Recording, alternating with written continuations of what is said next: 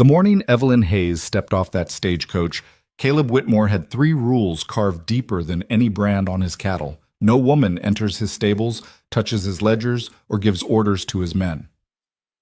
6 hours later, she'd broken all 3 and uncovered the one secret that could destroy everything he'd built. What happened next turned a hardened cowboy's world inside out and rewrote the future of the entire Texas frontier. If you want to see how far loyalty can bend before it snaps, and how love can grow in the driest soil, stay with me until the end. Hit that like button and drop a comment with your city so I can see how far this story travels across the world. The heat came first. It always did in West Texas, rolling across the flatlands like something alive and angry, turning the air thick enough to chew. Caleb Whitmore stood at the fence line of his ranch headquarters, one boot propped on the lowest rail, watching dust devils spin themselves into nothing about a quarter-mile out.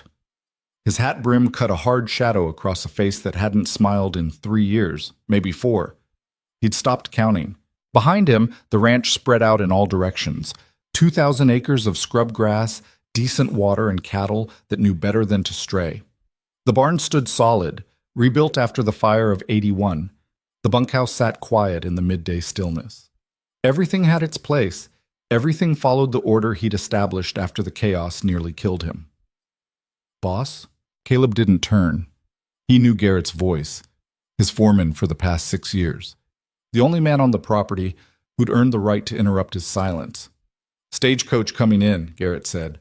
Should be here inside 20 minutes. Wasn't expecting supplies till Thursday. Ain't supplies. Garrett shifted his weight, and Caleb heard the hesitation in the silence that followed. It's the auditor. Caleb's jaw tightened. What auditor? The one your brother hired before he passed. Letter came last month, you remember? Said someone would be arriving to review the books, make sure everything was square after James died. He remembered. He'd thrown that letter in the fire. Tell them there's been a mistake, Caleb said flatly. We don't need an auditor. Books are clean. Already tried. Got a telegram back saying the contract was signed and paid for. Legal obligation. Garrett cleared his throat. Also said if we refuse to cooperate, they'll assume we got something to hide and bring in federal people to look into it. Caleb finally turned, his eyes hard as creek stones. Federal. That's what it said. For a long moment, Caleb stared past Garrett toward the main house where his brother had lived, where James had handled all the paperwork and business dealings while Caleb managed the land and livestock. James had been good with numbers, good with people, good at things Caleb had never wanted to learn. And then one morning, James went out to check the north fence line, and his horse came back without him. They'd found him 3 hours later, neck broken, body already going cold under the sun. That was 8 months ago. How long's this auditor planning to stay? Caleb asked. Didn't say.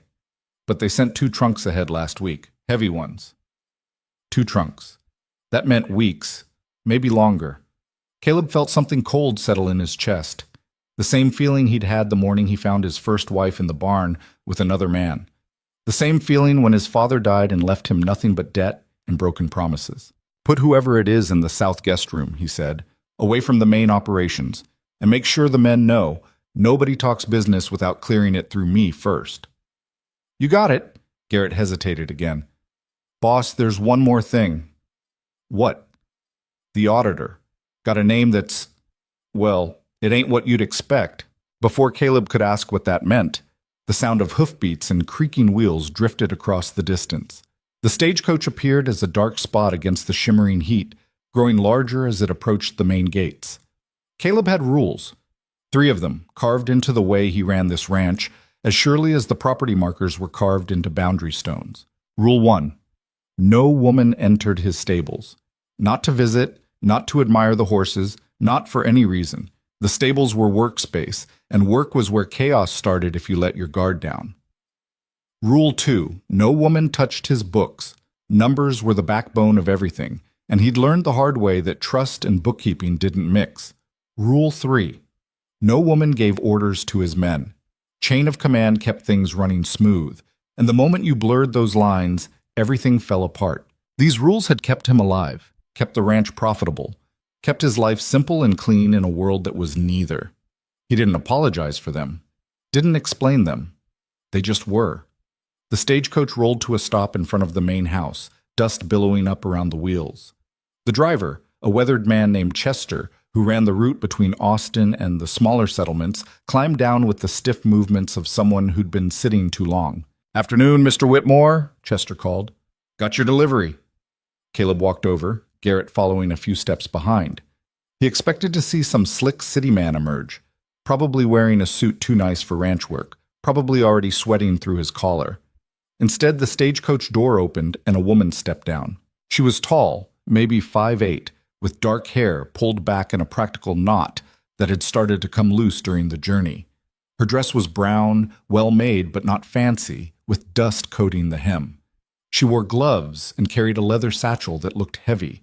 But what struck Caleb most was her face, sharp-eyed, angular, with an expression that took in the ranch, the men, and him in about 3 seconds, and didn't seem impressed by any of it.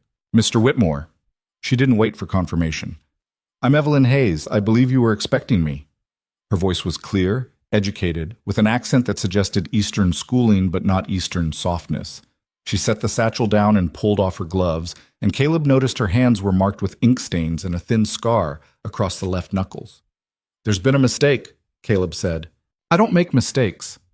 Evelyn reached into a pocket and produced a folded letter, which she handed to him. "Your brother James Whitmore engaged my services on March 14th of this year. The contract stipulates a full financial audit of ranch operations, with particular attention to accounts payable, livestock sales, and capital expenses over the past 3 years. I'm authorized to access all relevant records and interview any personnel necessary to complete the assessment." Caleb didn't take the letter. "My brother's dead. I'm aware. I received notification of his death 6 weeks ago, along with a letter from your family attorney confirming that the contract remains valid and that you, as inheriting owner, are bound by its terms." She folded the letter and tucked it away. "If you prefer to dispute this legally, you're welcome to. But I've traveled 9 days to get here, my fee is already paid, and I don't intend to turn around without doing the work I was hired for."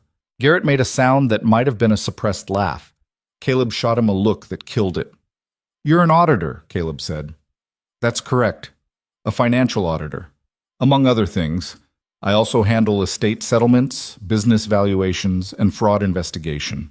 Evelyn glanced at the son, then back at him. "Is there somewhere I can clean up? The roads between here and Austin haven't improved since my last trip through Texas." "You've been to Texas before?" "3 times. Spent 4 months in San Antonio reviewing accounts for a shipping concern, 2 months in Houston working with a cotton broker, and 6 weeks in Dallas investigating embezzlement at a land office." She picked up her satchel. "I'm familiar with the territory, Mr. Whitmore, and I'm familiar with men who think a woman can't read a balance sheet." Something hot flared in Caleb's chest, but he kept his voice level. "My foreman will show you to your room. Supper's at 6. You'll eat with the men in the dining hall. I prefer to see the account ledgers first." "Ledgers can wait till tomorrow. The contract specifies I begin work immediately upon arrival."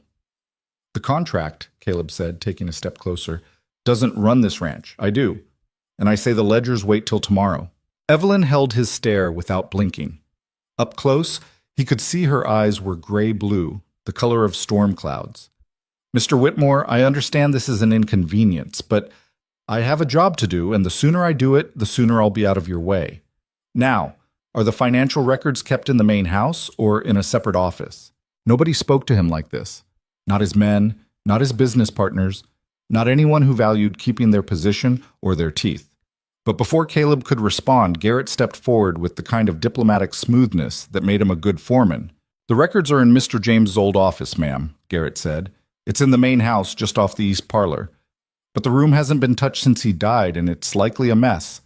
Why don't you get settled first, and I'll make sure everything's organized for you in the morning."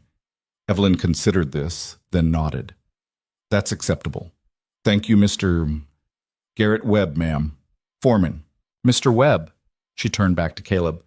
"I assume I'll have full access to all records, including correspondence, purchase agreements, and employment contracts?" "You'll have access to what I decide you need. The contract specifies unrestricted access to all—" "I know what the damn contract says." Caleb's patience, never abundant, was running out. "But this is my ranch, Miss Hayes, and things operate according to my rules. You want to look at the books? Fine. You want to ask questions? Fine. But you do it on my schedule, and you don't go poking around where you're not invited. Are we clear? For the first time, something flickered across Evelyn's face. Not fear, not anger, but something like interest, as if she'd just learned something useful. Perfectly clear, she said. Garrett showed her to the guest room while Caleb stood in the yard, watching them go. Chester was unloading 2 large trunks from the back of the stagecoach, and Caleb found himself wondering what the hell a woman needed with that much luggage for a business trip. Need anything else, Mr. Whitmore? Chester asked. Yeah, when's your next run back to Austin? Day after tomorrow, early morning. Caleb pulled a coin from his pocket and tossed it to the driver. Hold a seat. I might have a passenger for you. Chester caught the coin, looked at it, then at the house where Evelyn had disappeared. That'd be the auditor lady? That'd be her. She don't seem like the type that scares easy, boss. Everybody scares eventually, Caleb said. But even as he said it, he wasn't sure he believed it. The dining hall at 6 o'clock was loud, crowded, and smelled like beef stew and coffee strong enough to strip paint. 15 men squeezed around 2 long tables, passing bowls and talking over each other about horses, cattle, and whose turn it was to fix the busted gate on the east pasture. Caleb sat at the head of the main table, same as always. To his right was Garrett, to his left an empty chair that used to be James's. The men knew not to sit there. When Evelyn walked in, the noise died like someone had blown out a candle. She'd changed into a fresh dress, still brown, still practical, but clean. Her hair was pulled back tight, and she carried herself with the kind of confidence that made it clear she didn't give a damn about the 15 pairs of eyes tracking her across the room. Evening, she said generally, then looked at Caleb. Where should I sit? Anywhere there's space. She chose a spot at the far end of the second table, next to a young ranch hand named Tommy, who looked like he might faint. One of the older men, a tough-as-nails cowboy named Curtis, passed her the stew without a word. Thank you, Evelyn said, serving herself a modest portion. You really an auditor? Curtis asked. I am. What's that mean exactly? It means I examine financial records to verify accuracy and identify discrepancies. Evelyn tasted the stew, nodded approvingly. This is good. Who cooks? That'd be Marcus. Curtis pointed toward the kitchen. He's been with the ranch longer than most of us. Please give him my compliments. The conversation started up again, slowly, like water finding its way through new channels. Caleb ate in silence, watching Evelyn navigate the social dynamics with surprising ease. She answered questions when asked, but didn't volunteer information. She laughed at a joke one of the men made about a stubborn horse, but didn't try to top it with her own story. She was there, present, but not pushing. Smart, Caleb thought, and that made her dangerous. After supper, most of the men drifted toward the bunkhouse for cards and whiskey. Caleb walked back to the main house, intending to review the schedule for tomorrow's work. He was halfway across the yard when he heard the voice behind him. Mr. Whitmore. He stopped, turned. Evelyn stood a few paces back, silhouetted against the last light bleeding out of the western sky. I want to clarify something, she said. I'm not here to disrupt your operation or question your authority. My job is to examine the financial records your brother kept and provide an assessment of the ranch's fiscal health. That's all. Then why'd James hire you in the first place? You'd have to ask him. But based on the initial consultation we had, I suspect he was concerned about certain irregularities in the accounts. Caleb felt his chest tighten. What kind of irregularities? I don't know yet. That's what I'm here to find out. Evelyn took a step closer. Mr. Whitmore, I understand you don't trust me. You don't know me, and I'm asking for access to sensitive information about your business. But I'm good at what I do. If there's nothing wrong, I'll confirm it and be on my way. If there is something wrong, wouldn't you rather know? The only thing wrong with this ranch is that my brother's dead and someone convinced him we needed outside help. Perhaps. Or perhaps he saw something that worried him and wanted an objective assessment before it became a larger problem. Evelyn's voice was calm, matter-of-fact. Either way, the contract is valid. So we can do this cooperatively, or we can do it with lawyers and federal auditors and a lot of wasted time and money. Your choice. Caleb stared at her, this tall, sharp-eyed woman who'd walked onto his property and upended his day in the space of a few hours. Part of him wanted to send her packing immediately, contract be damned. But another part, the part that had kept him alive through droughts and bad winters and betrayals he still didn't talk about, recognized the truth in what she said. If James had been worried enough to hire an auditor, there was a reason. "Office opens at 8 tomorrow morning," Caleb said. "You'll work during daylight hours only. You need something from the files, you ask me or Garrett first. And you don't discuss what you find with anyone else until you discuss it with me. Understood?" Understood. "One more thing." Caleb kept his voice hard. "My rules about women on this ranch still stand. You're here for business, not to socialize with the men, or tour the stables, or insert yourself into operations that don't concern you. You keep to your work, you keep to yourself, and we won't have problems." Evelyn's expression didn't change. "I'll keep that in mind." She turned and walked back toward the house, her footsteps quiet in the dust. Caleb stood there a while longer, feeling something uneasy settle in his gut. He'd built this ranch on control of the land, the livestock, the men who worked for him. Control kept things simple. Control kept him safe. But Evelyn Hayes didn't look like someone who could be controlled, and that, more than anything, was what worried him.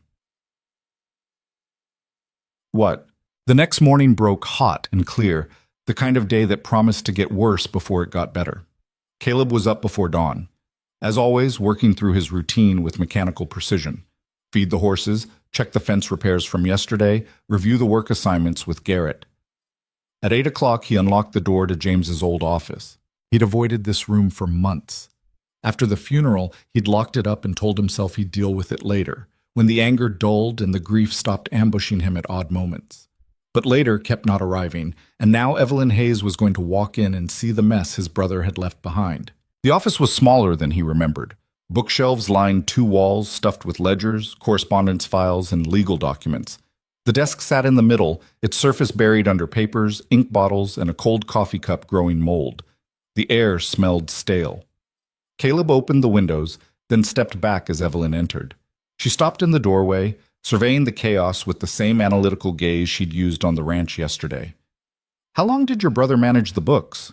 12 years, since our father died." "And before that?" "Our father. Before that? I don't know. We've owned this land since 1867.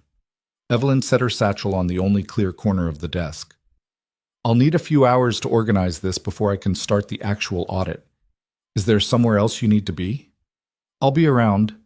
I work better without someone watching over my shoulder. And I don't leave strangers alone with my records." Evelyn's mouth twitched. Not quite a smile, but close. "Fair enough." She removed her jacket and rolled up her sleeves, revealing forearms marked with more ink stains and what looked like an old burn scar. "If you're going to stay, you might as well make yourself useful. Can you tell me how your brother organized his filing system?" "No idea." "Then this will be interesting." For the next 2 hours, Caleb watched Evelyn work. She started with the desk, sorting papers into stacks that seemed random at first, but gradually revealed a pattern: current contracts here, old contracts there, receipts by vendor, correspondence by date. She handled each document carefully, reading just enough to categorize it, her fingers moving with practiced efficiency. She didn't make small talk, didn't ask unnecessary questions, just worked, steady and methodical, like someone who'd done this 100 times before. Around 10:30 she paused, holding up a ledger. "This is interesting," she said. Caleb straightened. "What is?" "These entries." She pointed to a series of numbers written in James's neat hand. "They're marked as livestock sales, but the amounts don't match the corresponding receipts." "Let me see." She handed him the ledger. Caleb scanned the entries, his jaw tightening. "These are from 2 years ago. Spring cattle drive. According to this, you sold 347 head at an average price of $28 per animal. But the deposit records show only $8,142 received. That's roughly $1,500 short. Could be an error. Could be, or it could be intentional." Evelyn pulled another ledger from the shelf. "Let me check the other years." She worked for another hour, cross-referencing entries, making notes in a small leather journal. Caleb tried to follow her logic, but the numbers blurred together. This was James's world, not his. He dealt in cattle and horses and land, things you could see and touch. Finally, Evelyn sat back. "Mr. Whitmore, I've found similar discrepancies in each of the past 3 years. Small amounts, different categories, but the pattern is consistent. Money that should have been deposited wasn't. How much total? Approximately $4,200. Caleb felt something cold spread through his chest. That was nearly a full year's profit. You're saying someone stole from us. I'm saying the numbers don't add up. Whether that's theft, accounting errors, or something else, I can't determine yet. She met his eyes. But I need to ask, did your brother have any financial difficulties? Gambling debts, medical expenses, anything that might explain why he'd manipulate the records? No.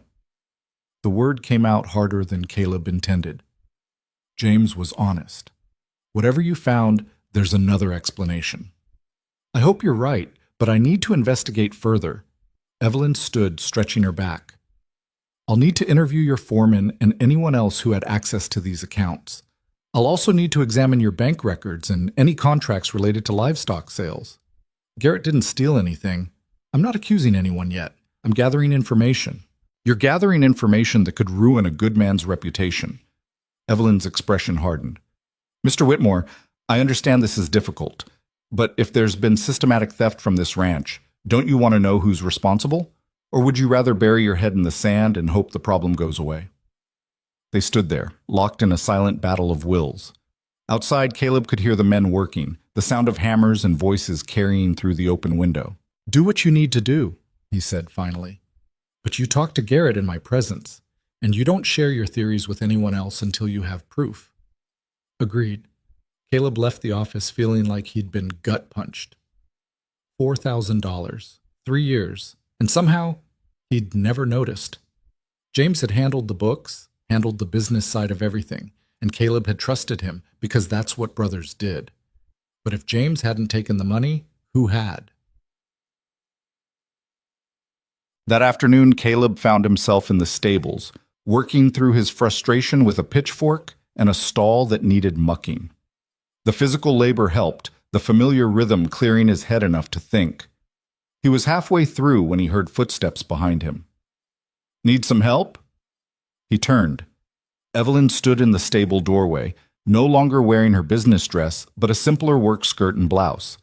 She tied her hair back with a ribbon, and she held a pair of worn leather gloves. This is the stables, Caleb said. I'm aware. You shouldn't be here. Why not? Because I have rules. Evelyn stepped inside, looking around at the horses in their stalls, the tack hanging on the walls, the late afternoon light filtering through the slats. These are beautiful animals. What breed? Mix of quarter horses and Mustang stock. Good for ranch work. She approached the nearest stall where a bay mare stood, watching her with alert eyes. May I? May you what? Pet her. Caleb wanted to say no. Wanted to enforce his rule, maintain the boundary he'd established years ago. But something in Evelyn's expression stopped him. A genuine appreciation that had nothing to do with audits or contracts or the mess in James's office. Her name's Rosie, he said. She doesn't bite. Evelyn extended her hand slowly, letting the mare sniff her fingers before stroking the velvet nose. The horse nickered softly, leaning into the touch. You know horses, Caleb said. It wasn't a question. My father raised them, Kentucky thoroughbreds mostly, but he had a few working horses too. Evelyn's voice softened slightly. I grew up in the stables. Learned to ride before I learned to read. But you became an auditor. My father died when I was 16. The business went to my uncle, who ran it into the ground inside 3 years. She continued stroking the mare. I watched it happen because I didn't understand the books, didn't know what questions to ask, so I taught myself. Turned out I was better with numbers than horses. Caleb leaned on the pitchfork, studying her. That why you do this work? Some kind of revenge? Justice, maybe. Or just making sure what happened to my family doesn't happen to others. Evelyn stepped back from the stall. I know you don't like me being here, Mr. Whitmore, and I know my presence violates your rules, but I'm not your enemy. If someone's been stealing from this ranch, they're the enemy, not me. Before Caleb could respond, Garrett appeared in the stable entrance. Boss, we got a problem. North fence is down. Looks like someone cut it deliberately. Cattle are starting to drift. Caleb swore. How many head? Maybe 30, 40. Hard to tell. Get the men mounted. We need to round them up before dark. He looked at Evelyn. This conversation isn't finished. I'll be here, she said. Caleb and Garrett spent the next 4 hours chasing cattle through scrub brush and rocky draws, cursing the heat and whoever had cut that fence. By the time they got the herd back and the fence patched, the sun was setting and Caleb's temper had improved only marginally. He found Evelyn still in the office, working by lamplight. "You should eat," he said from the doorway. "I will. I'm almost finished with this section." She didn't look up from the ledger. "Did you find your cattle?" "Most of them. Lost 2 to the brush. Probably coyote bait by now." He stepped into the room. "Fence was cut on purpose. Someone's either sending a message or trying to cause trouble." Now she looked up. "Do you have enemies, Mr. Whitmore?" "Everyone has enemies." "Any who'd want to damage your operation?" Caleb thought about it. "There's a rancher about 20 miles south who's been pushing to buy my water rights. I've turned him down 3 times. Could be him. Or it could be related to what I found in the books." Evelyn closed the ledger carefully. "If someone's been stealing from you, they might be nervous about an audit."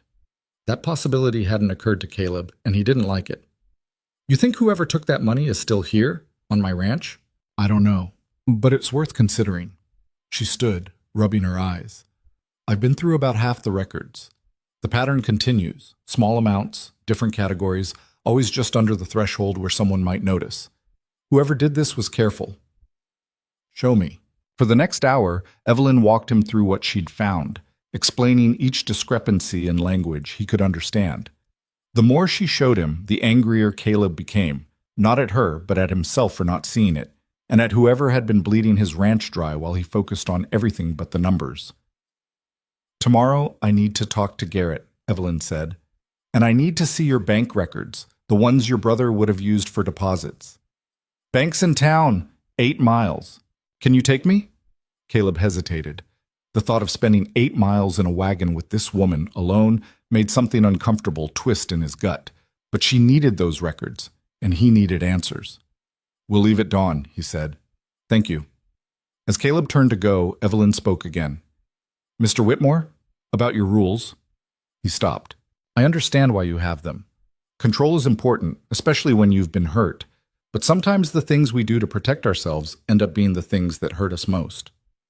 Caleb looked back at her, this woman who'd known him for barely a day, but seemed to see straight through him. "Stick to auditing, Miss Hayes," he said. "You're not qualified to analyze anything else." But as he walked back to his room, her words followed him like shadows. Dawn came gray and cool, unusual for June in Texas. Caleb hitched the wagon while Evelyn waited on the porch, dressed in traveling clothes and carrying her satchel.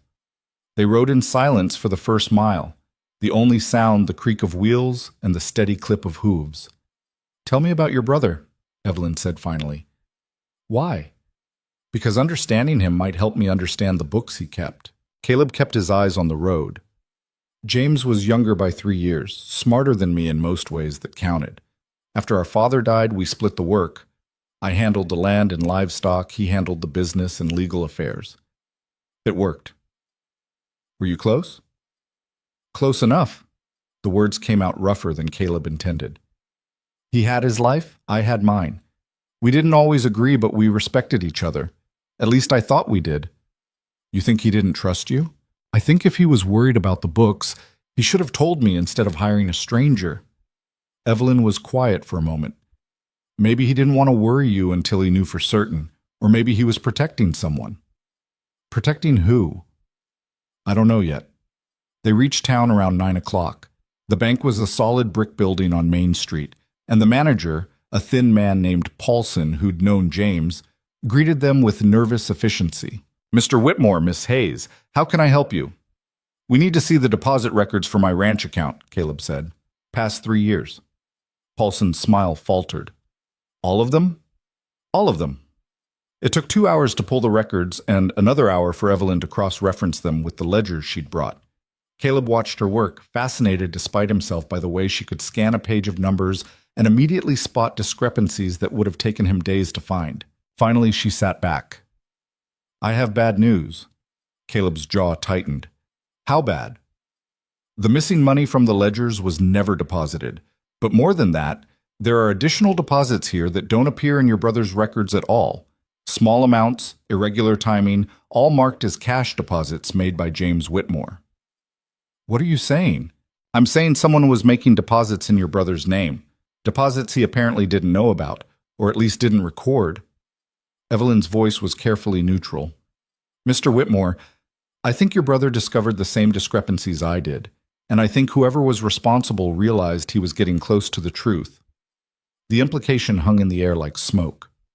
You're saying James didn't die in an accident, Caleb said slowly. I'm saying it's a possibility that should be investigated. Caleb stood so abruptly his chair fell backwards. Every man in the bank looked up, but he didn't care. His brother. Someone had killed his brother over money. Who had access to the accounts? Evelyn asked quietly. Besides James? Garrett. He'd make deposits sometimes when James was busy.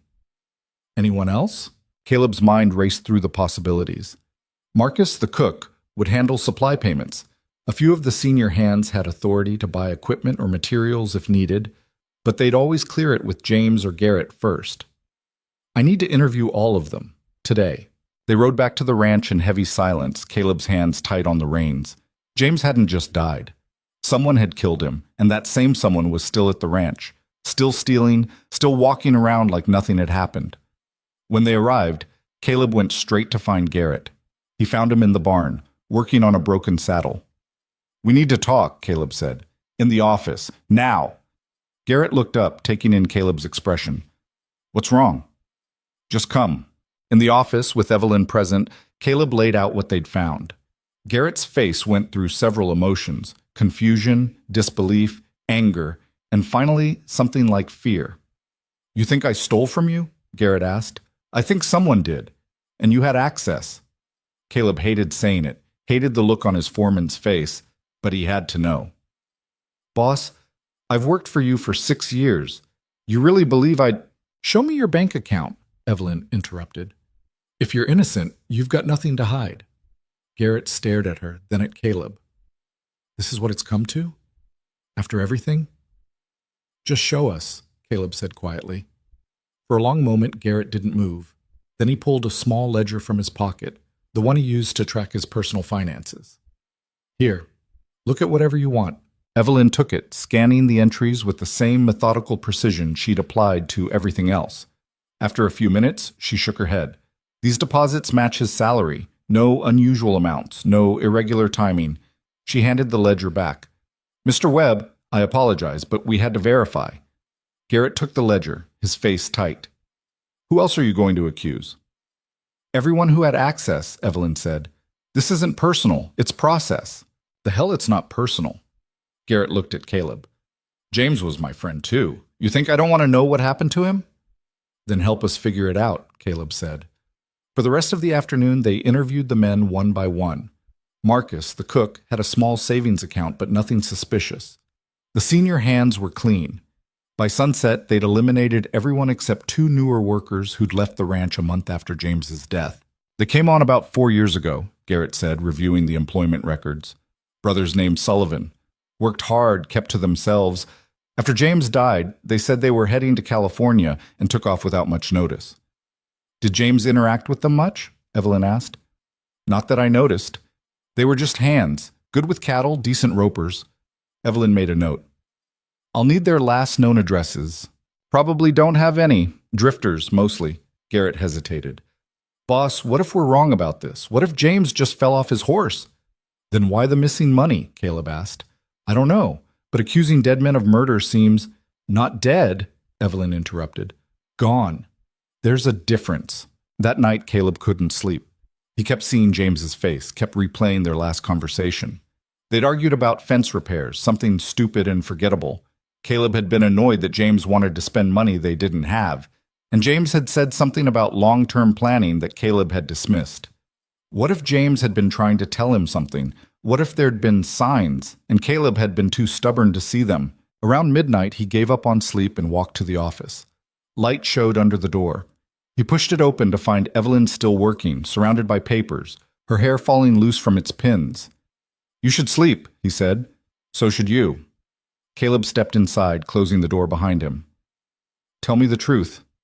Do you really think someone killed my brother? Evelyn set down her pen. meeting his eyes.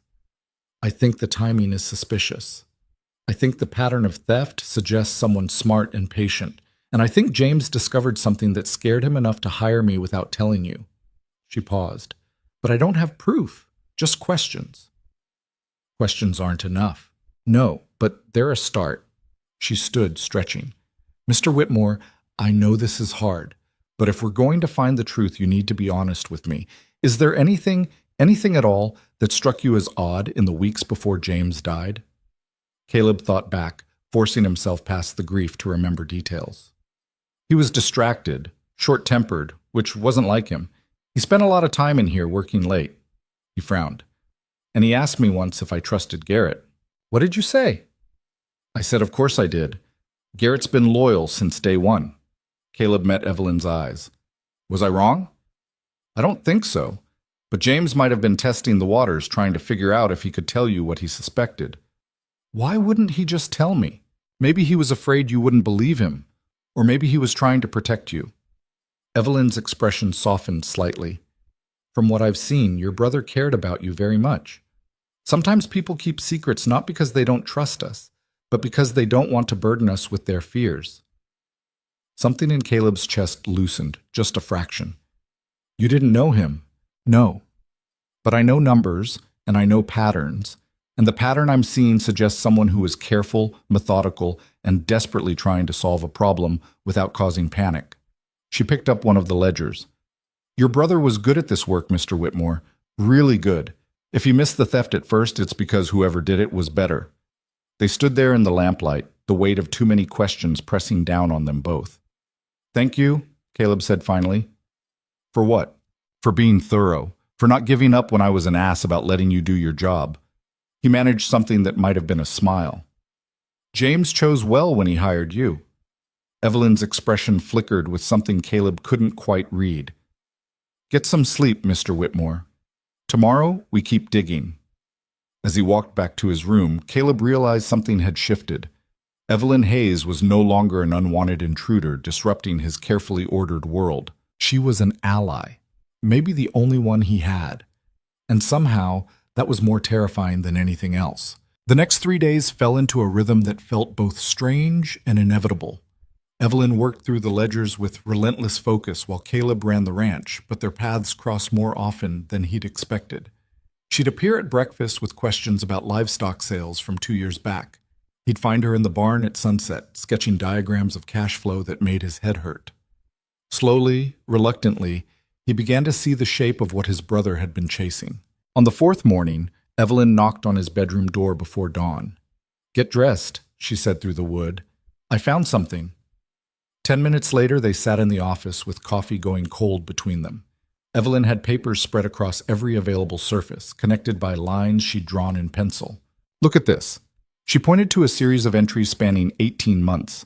These are equipment purchases, saddles, tools, feed supplements, all legitimate expenses. But watch what happens when I cross-reference them with the actual delivery receipts. Caleb leaned closer, squinting at the numbers in the early light. The amounts don't match, Evelyn continued. The ledger says you paid $340 for saddles from a supplier in Austin, but the receipt shows $240. Someone pocketed the difference. Could be James made a mistake copying the numbers. Once, maybe, but this pattern repeats 47 times over 3 years. Always equipment, always the same supplier. She handed him a crumpled invoice. Pearson's General Supply, Austin, Texas. Caleb studied the receipt. The handwriting was neat, professional. The signature at the bottom read, Thomas Pearson. I don't recognize this company. Neither did I, so I did some digging through your brother's correspondence. Evelyn pulled out a letter, unfolded it carefully. This arrived 6 weeks before James died. It's from Pearson himself, asking to meet privately to discuss irregularities in their business arrangement. James wrote back, agreeing to meet the following month. Did they meet? I don't know. There's no record of it. But 2 weeks after that exchange, James hired me. Evelyn's voice was steady, but Caleb heard the excitement underneath. I think Pearson realized someone was using his company as a front for theft. I think he contacted James, and James started putting the pieces together. Caleb stood pacing the small office. His mind raced through the implications. So someone was inflating equipment costs, pocketing the difference, and counting on the fact that nobody checked receipts against ledger entries. Exactly. And whoever did it had to have access to both the purchasing process and the books. That's still half the ranch. No. Evelyn shook her head. It's not. Think about it. Who actually handles equipment purchases? Who goes to town? Who deals with suppliers? Who brings back the receipts? Caleb stopped pacing. The answer was obvious once she said it out loud. Garrett. The name hung between them like smoke. Evelyn didn't confirm or deny, just watched him with those storm-colored eyes. But you checked his personal accounts, Caleb said. There was nothing there. There was nothing in his main account. That doesn't mean he doesn't have others. She picked up another paper. I need to go back to town. I need to talk to Pearson directly. And I need to check if there are any other accounts opened in the past 5 years under your foreman's name. I'm coming with you. Mr. Whitmore. I'm coming with you, Caleb repeated, harder this time. If Garrett's been stealing from me, if he had anything to do with James's death, I need to know, and I need to hear it directly. Evelyn studied him for a long moment, then nodded. We leave in an hour. The ride to Austin took most of the morning. They didn't talk much, but the silence felt different now, charged with purpose instead of hostility. Caleb found himself acutely aware of Evelyn beside him, the way she held herself straight despite the rough road, the way she'd tied her hair back with practical efficiency, the ink stains on her fingers that never quite washed clean.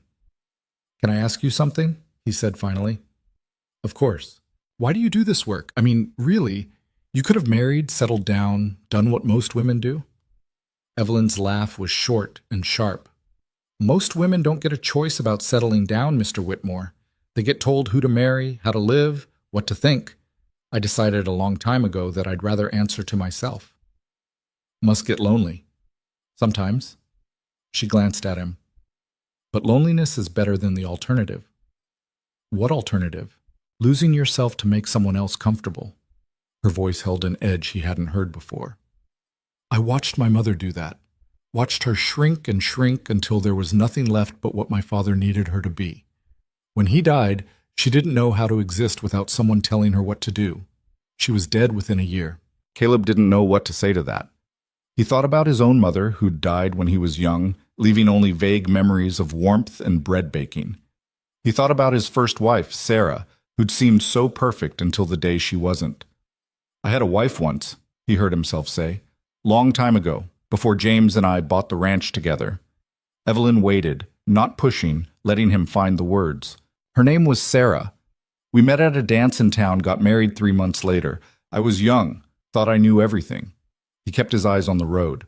Turned out she was sleeping with my business partner, had been since before the wedding. They stole everything I'd saved and disappeared to California. I'm sorry. Don't be. Taught me a valuable lesson about trust. He glanced at her. That's why I have rules, Miss Hayes. Not because I'm cruel or backwards, because I learned the hard way what happens when you let people get close. And yet you trusted your brother. James was different. He was blood. And look where that trust led you. Evelyn's tone wasn't cruel, just factual. Someone still stole from you, even with all your rules and walls. Maybe the problem isn't trust itself. Maybe it's trusting the wrong people. Before Caleb could respond, Austin appeared on the horizon, a sprawl of buildings against the Texas sky, growing larger with each turn of the wheels. Pearson's General Supply occupied a corner lot near the commercial district. It was smaller than Caleb expected, a single-story building with dusty windows and a hand-painted sign. A bell chimed when they entered. The man behind the counter looked up from his newspaper. He was in his 50s, balding, with wire-rimmed glasses and hands stained with ink and graphite. Help you folks? Mr. Pearson? Evelyn asked. That's me. My name is Evelyn Hayes. I'm a financial auditor working for the Whitmore Ranch. This is Caleb Whitmore, the current owner. Pearson's expression shifted, recognition, and something like relief crossing his face. Whitmore Ranch. About time someone came asking. I was starting to think, well, never mind what I was thinking. What can I do for you? We need to discuss the correspondence you had with James Whitmore earlier this year, Evelyn said. Specifically regarding irregularities in your business arrangement. Pearson glanced around the empty store, then gestured toward a back room. Better talk private. This ain't something for the street. They followed him into a cluttered office that smelled of tobacco and old paper. Pearson shut the door, then pulled out a file from his desk drawer. I did business with the Whitmore Ranch for about 3 years, he began. Standard supplies, saddles, tools, feed supplements, nothing fancy. Orders came through regular, payments were always on time. Then, about 2 years ago, I started noticing something strange. What kind of strange? Caleb asked. The amounts. See, when someone places an order with me, I write up an invoice with the actual price. But when those invoices came back for my records, the numbers were different. Higher. Not by much, $10, $20 here and there. But it added up. Evelyn leaned forward. Did you notice who was bringing the invoices back? Same fellow every time. Tall guy, late 30s, reddish-brown hair. Said his name was Webb. Caleb's stomach dropped. I didn't think much of it at first, Pearson continued. Figured maybe there was some kind of delivery fee or something I wasn't tracking. But then it kept happening, and I started keeping 2 sets of invoices, the real ones and the altered ones. Eventually I wrote to Mr. James Whitmore directly, told him we needed to talk. Did you meet with him? Evelyn asked. We were supposed to, set a date for the first week of April, but then I got word he'd died in some kind of riding accident, and Pearson spread his hands. Well, I didn't know what to do. Didn't want to cause trouble for the family, but didn't want to be part of whatever fraud was happening either. So I just stopped taking orders from your ranch altogether. Caleb found his voice. How much are we talking about total? Pearson consulted his records. Based on my comparison of invoices, roughly $4,200 over 3 years. Give or take. The exact amount Evelyn had found missing from the ledgers. Mr. Pearson, Evelyn said carefully, this man Webb who brought the altered invoices, can you describe him in more detail? Sure, like I said, tall, maybe 6'1", 6'2", solid build like someone who works outdoors. Had a scar on his left hand, right across the knuckles. Nice enough fellow, always polite. Paid in cash most times. Every detail matched Garrett. Caleb felt something cold and heavy settle in his chest. We'll need copies of those invoices, Evelyn said. Both sets, the originals and the altered ones. Already got them ready for you. Pearson handed over a thick envelope. I had a feeling someone would come asking eventually. Mr. Whitmore, the younger one, he seemed like a decent man. I'm sorry for your loss. Outside, standing in the Austin street with the evidence of betrayal in her hands, Evelyn turned to Caleb. What do you want to do? Caleb stared at the envelope, not seeing it. 6 years. Garrett had been with him for 6 years. They'd worked together through droughts and hard winters, through the loss of James, through everything. And all that time, Garrett had been stealing. We need to be sure, he said finally. Check the bank records. See if there are other accounts. The bank was 3 blocks away. The manager, a different man than the one they'd dealt with before, was initially resistant to sharing information about accounts that weren't Caleb's. But when Evelyn explained they were investigating fraud and had legal documentation of theft, his resistance crumbled. Give me a few minutes, the manager said, disappearing into the back. Miss. They waited in uncomfortable chairs surrounded by the quiet industry of commerce. Caleb watched people come and go, making deposits, conducting business, living normal lives. He wondered what it felt like to trust someone completely. The manager returned looking pale. There are 2 accounts under the name Garrett Webb. One is his personal account, which you've already reviewed. The other was opened 4 years ago. It's listed as a business account for ranch operations, co-signed by James Whitmore. Caleb straightened. James co-signed? Yes, sir. According to our records, Mr. James Whitmore opened the account with Mr. Webb for the purpose of managing equipment purchases and emergency expenses. Initial deposit was $500. The manager hesitated. Current balance is $8,342. The room felt too small, too hot. $8,000. More than enough to account for every missing penny, and then some. I need to see the deposit records, Evelyn said, her voice cutting through Caleb's shock. Every transaction, starting from when the account was opened. It took another hour to compile everything. When they finally left the bank, the sun was high and brutal, matching Caleb's mood. He used James's name, Caleb said, the words tasting like ash. James trusted him enough to co-sign that account, and Garrett used it to steal. It's worse than that. Evelyn had been studying the deposit records during their walk back to the wagon. Look at the timing. The deposits stopped completely 3 weeks before James died. Then there's nothing for 2 months. Then they start again, smaller amounts, after you took over operations. He stopped because James figured it out. And when James started asking questions, someone made sure he couldn't ask anymore. Evelyn looked at him. Mr. Whitmore, I think we need to involve the law. No. This is murder we're talking about. You can't. I said no. Caleb's voice was flat, final. I deal with my own problems, Miss Hayes, always have. This isn't some fence dispute or water rights argument. This is my ranch, my brother, my business. He climbed onto the wagon, picking up the reins. You've done your job. You found the theft. You found the thief. The rest is mine to handle. Evelyn stood there for a moment, frustration and something like concern warring on her face. Then she climbed up beside him. They didn't speak during the ride back. Caleb's mind churned through possibilities, through confrontations, through the question of how a man could smile to your face for 6 years while bleeding you dry. By the time they reached the ranch, evening was settling in like a bruise. Garrett was in the barn, checking a lame horse. He looked up when Caleb entered, a smile starting on his face that died when he saw Caleb's expression. Boss, something wrong? Where were you the day James died? The question landed like a punch. Garrett's face went carefully neutral. What? Simple question. Where were you when my brother went out to check the north fence? I was here. Working on the books with James, actually. We went over the quarterly expenses together that morning.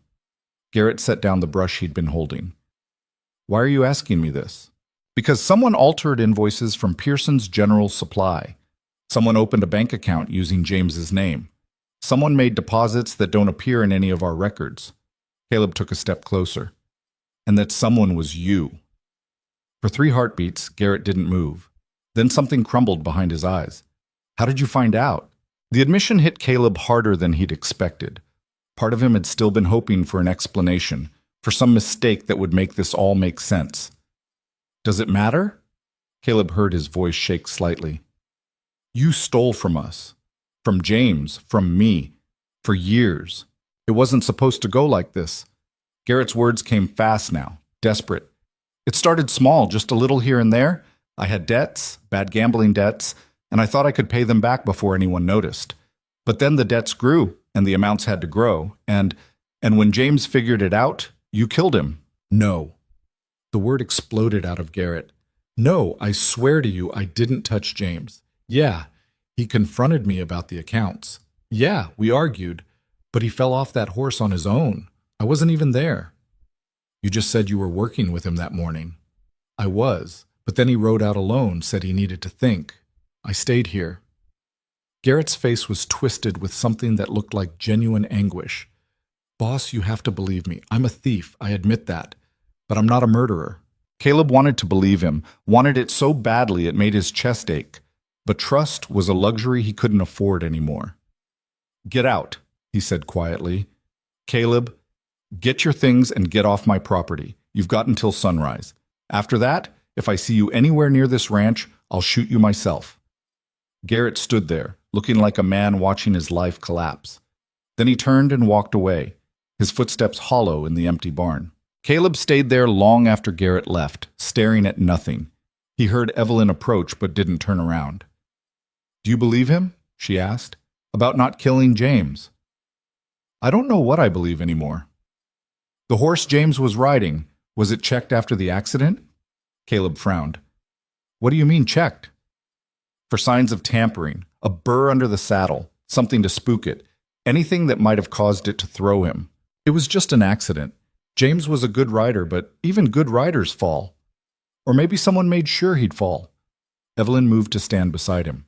Mr. Whitmore, I know you want this to be over, but if there's even a chance Garrett's lying, if there's evidence we haven't found yet, Assis. The horse is dead, Caleb interrupted. Broke its leg in the fall. I had to put it down myself. The memory was sharp even now, James's favorite mare screaming in pain while Caleb loaded the rifle with shaking hands. What about the saddle? The tack? Stored somewhere, I guess. I didn't want to look at it. Show me. They found the saddle in a storage room off the barn, covered in dust and cobwebs. Caleb hadn't set foot in this room since the day after the funeral. Looking at it now, the cracked leather, the stirrups twisted from impact, brought everything back with brutal clarity. Evelyn examined every inch of it, running her fingers along the girth strap, checking the stirrup leathers, inspecting the saddle pad. Caleb watched her work, remembering how she'd done the same thing with the ledgers, methodical and thorough. Finally, she straightened, holding something small between her fingers. "What is it?" "A burr, tucked under where the saddle pad would sit." She showed it to him, a vicious little thing with sharp spines. This would have driven into the horse's back with every movement. By the time James was halfway to the fence line, that mare would have been in agony. Caleb took the burr, feeling its weight. Such a small thing to end a life. "Someone put this here deliberately," Evelyn said. "Someone who knew James would be riding that day, who had access to the barn, who knew exactly how to make it look like an accident. Garrett had access. Garrett knew James's schedule." Caleb closed his fist around the burr, feeling the spines bite into his palm. "I should have killed him when I had the chance." "No." Evelyn's hand covered his, gentle but firm. "You should involve the law. This is evidence of murder, Mr. Whitmore. Real evidence. Let the sheriff handle it." "The sheriff's 2 days away and about as useful as a screen door on a submarine." Caleb pulled his hand free. "By the time he gets here, Garrett will be in Mexico or California or wherever thieves and murderers go. Then we go after him ourselves." Caleb looked at her. This woman who'd arrived 2 weeks ago and turned his world inside out, who'd uncovered secrets he'd been too blind to see, who stood here now ready to chase a killer into the night. "We," he said. "You think I came this far to leave the job half finished?" Evelyn's eyes were hard as flint. "Your brother hired me to find the truth. Well, I found it. Now I want to see justice done. This isn't your fight. It became my fight the moment I opened those ledgers." She met his gaze without flinching. "Besides, you need me. You're angry enough to do something stupid. I'm angry enough to do something smart." Despite everything, Caleb almost smiled. "You got a plan?" "I'm working on it, but first we need to figure out where Garrett would run." They went back to the office, spreading out maps of Texas and the surrounding territories. Evelyn questioned Caleb about Garrett's background, his family, any connections he might have mentioned over the years. He had a brother in New Mexico, Caleb remembered. Ran a cattle operation near Santa Fe. Garrett talked about visiting him someday. "That's west. 3 days hard ride." Evelyn traced the route with her finger. "But that's the obvious choice, which means it might not be the right one. Where else?" They worked through the possibilities, eliminating options, narrowing the field. Outside, night fell completely, and the ranch settled into its evening rhythms. Caleb heard the men finishing their work, heard the dinner bell ring, heard life continuing as if everything hadn't just shattered. Around midnight, one of the hands knocked on the office door. "Boss, there's smoke coming from the bunkhouse." They ran across the yard to find flames licking up the south wall of the building, orange and vicious in the darkness. The men were already forming a bucket brigade from the well, shouting and cursing as they fought the fire. "Get the horses out of the barn," Caleb yelled. "If this spreads, disharias abortamiums." But it didn't spread. The fire was contained to one section of the bunkhouse, and within an hour they had it under control. When the smoke cleared enough to see, Caleb inspected the damage. The fire had started in Garrett's bunk area. His belongings were ash, and carved into the wall above where his bed had been, still visible through the char, were 4 words, "Should have kept quiet." Caleb stared at those words, feeling ice spread through his veins. This wasn't Garrett running scared. This was Garrett sending a message, and if he was willing to burn down part of the ranch, what else was he willing to do? "He's not running," Evelyn said quietly beside him. "He's going on a fence." "Then so am I." The next morning, Caleb called the men together. All of them, even the ones who'd been ready to ride out for the day's work. They gathered in front of the main house, uneasy and confused. Caleb told them everything. About the theft, about James, about Garrett. He left nothing out. When he finished, the silence was absolute. Finally, Curtis spoke up. "You sure about this, boss? Garrett's been with us a long time." "I'm sure. What do you need from us?" "I need you to be careful. I need you to watch your backs, and I need you to tell me if you see or hear anything suspicious." Caleb looked at each man in turn. "Garrett knows this ranch as well as I do. He knows our routines, our weak spots. If he's planning something else, I want to know before it happens." The men nodded, their faces grim. They dispersed to their work, but Caleb could feel the tension vibrating through the ranch like a plucked wire. Over the next 3 days, nothing happened. No fires, no accidents, no sign of Garrett. But Caleb felt him out there, watching, waiting. Every shadow seemed deeper. Every sound at night made him reach for his rifle. Evelyn continued working through the remaining records, documenting everything for a potential trial. But Caleb caught her glancing out windows, jumping at sudden noises. The easy confidence she'd shown when she first arrived had been replaced by something more cautious. On the 4th night, Caleb found her in the barn again, standing near Rosie's stall.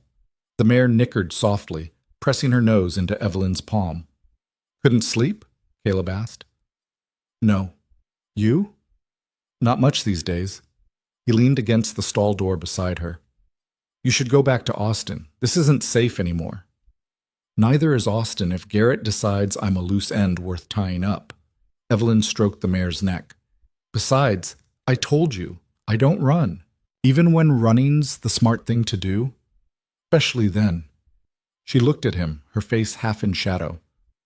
"My father used to say that courage isn't about not being afraid. It's about being afraid and doing what's right anyway." "Your father sounds like he was a good man." "He was. Terrible with money, too trusting, made 100 mistakes. But good." She smiled slightly. "Kind of like your brother, from what I can tell." Caleb felt something ease in his chest. "James would have liked you." "Would he?" "Yeah, he always said I needed someone who'd call me on my nonsense." Caleb paused. "For what it's worth, Miss Hayes, I'm glad you're here. Even with everything that's happened, maybe especially because of everything that's happened."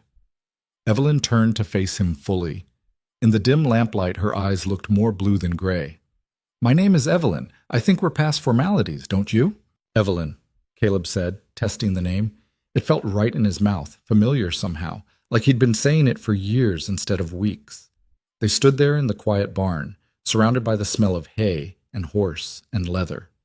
Caleb became aware of how close they were standing, close enough that he could see the pulse beating in her throat, close enough to reach out and touch if he wanted to. And he wanted to. But before he could move, before he could do something probably stupid and definitely against every rule he'd ever made, a shout split the night. "Fire! Fire in the hay barn!" They ran. The hay barn was at the far end of the property, and by the time they reached it, flames were already climbing the walls. This fire was bigger, hotter, more deliberate than the last. Through the roar and smoke, Caleb could hear the screams of trapped animals, chickens in their coops, a milk cow that had been isolated for treatment, the new foal they'd been keeping separate from the herd. "Get water!" Caleb yelled, but even as he said it, he knew it was hopeless. The barn was going up like kindling. The men fought it anyway, their faces grim with soot and determination. Evelyn worked beside them, hauling buckets until her shoulders shook with fatigue. Caleb focused on getting the animals out, braving the heat and smoke to drag the terrified cow to safety, grabbing chickens with his bare hands, finally reaching the stall where the foal stood trembling. The roof was starting to cave as he led the young horse out. Timbers cracked and fell behind him, showering sparks into the night. He made it through the door just as the entire structure collapsed inward with a sound like thunder. They stood in the yard, covered in ash, watching months of stored hay burn to nothing. "That was no accident," Curtis said, voicing what everyone knew. "No," Caleb agreed. "It wasn't." In the morning light, they found the evidence. The smell of kerosene, burn patterns that started in 3 different spots, the obvious signs of arson. Garrett had been here, right under their noses, and they'd never seen him. "He's declaring war," Evelyn said. She looked exhausted, her face smudged with soot, her dress ruined, but her voice was steady. "He's trying to destroy you piece by piece. Then it's time to stop playing defense." Caleb turned to the assembled men. "Curtis, I want armed guards rotating shifts around the clock. Tommy, you and Jake check every building, every fence line, everywhere that could be sabotaged. Marcus, inventory what we lost and what we can salvage." The men moved to follow his orders, but Caleb held up a hand. "One more thing. Garrett Webb is not welcome on this property. If you see him, you shoot. I don't care if he's your friend or your poker buddy or your own blood. He's a thief and a murderer, and he's trying to burn us out. Understood?" A chorus of "Yes, boss" followed. When they'd dispersed, Evelyn approached him. "What are you going to do?" "I'm going hunting," Caleb said, "and I'm not coming back until I find him." "You're not going alone," Evelyn said. Caleb was already saddling his horse, moving with the kind of focused intensity that meant arguing would be useless. But Evelyn had never been good at reading warning signs. "I don't need a partner for this," he said without looking at her. "What you need and what's smart are two different things." She grabbed a saddle from the rack. "Garrett knows you, knows how you think, how you move. You ride out there alone, you're giving him every advantage." "And what exactly are you going to do? Audit him to death?" The words were meant to sting, but Evelyn had developed thick skin over years of working in rooms full of men who thought her presence was a joke. She threw the saddle over Rosie's back with more force than necessary. "I can shoot," she said. "My father made sure of that before he died. And I can track better than half the men on this ranch, including you." Caleb finally turned to face her. "This isn't a Sunday ride, Evelyn. Garrett's desperate, which makes him dangerous. If we find him, it's going to get ugly." "Then I guess it's good I don't scare easy." She tightened the girth strap, testing it. "Besides, you need someone watching your back. You're so angry right now you can't see straight. That's how people get killed." For a long moment, Caleb just stared at her. Then something in his expression shifted, resignation mixing with what might have been relief. "You ride where I tell you. You do what I say when I say it. And if things go bad, you run. No arguments, no heroics. Agreed?" "Agreed," Evelyn lied. They rode out as the sun cleared the horizon. Two figures on horseback heading into country that looked empty, but never was. Caleb led them northwest, toward the rough terrain where the ranch property butted up against open range. It was the kind of land that swallowed men whole if they didn't respect it. "Why this direction?" Evelyn asked after an hour of silence. "There's an old line shack about 8 miles out. Used to use it during roundups before we built the new bunkhouse. Garrett knows about it. If he's staying close enough to hit the ranch but far enough to avoid patrols, that's where he'd be." The sun climbed higher, turning the air thick and heavy. They passed through mesquite and scrub oak, following cattle trails that wound between rocks and gullies. Evelyn watched Caleb work, noticing details she'd missed before. The way he read the land like other men read books, spotting signs of passage in bent grass and disturbed earth. The casual competence with which he handled his horse, moving with the animal instead of against it. This was his element, she realized. Out here, he made sense in ways he never quite did in the ranch house office. Around midday, Caleb pulled up, studying something in the dirt. "What is it?" Evelyn asked. "Horse tracks. Recent ones, maybe yesterday." He dismounted, kneeling to examine them closer. "Single rider, moving fast, heading the same direction we are." "Could be anyone." "Could be." But his voice said he didn't believe it. They followed the tracks for another 2 miles, climbing into rougher country where the heat seemed to press down like a physical weight. Evelyn's shirt stuck to her back, and dust coated her throat, but she didn't complain. Complaining was what men expected from women. She'd learned long ago not to give them the satisfaction. The line shack appeared suddenly, tucked into a fold of land that made it nearly invisible until you were right on top of it. It was little more than 4 walls and a roof, built from rough timber that had weathered to gray. No smoke came from the chimney, no horse stood tied outside. It looked abandoned. "Stay here," Caleb said quietly. "Not a chance."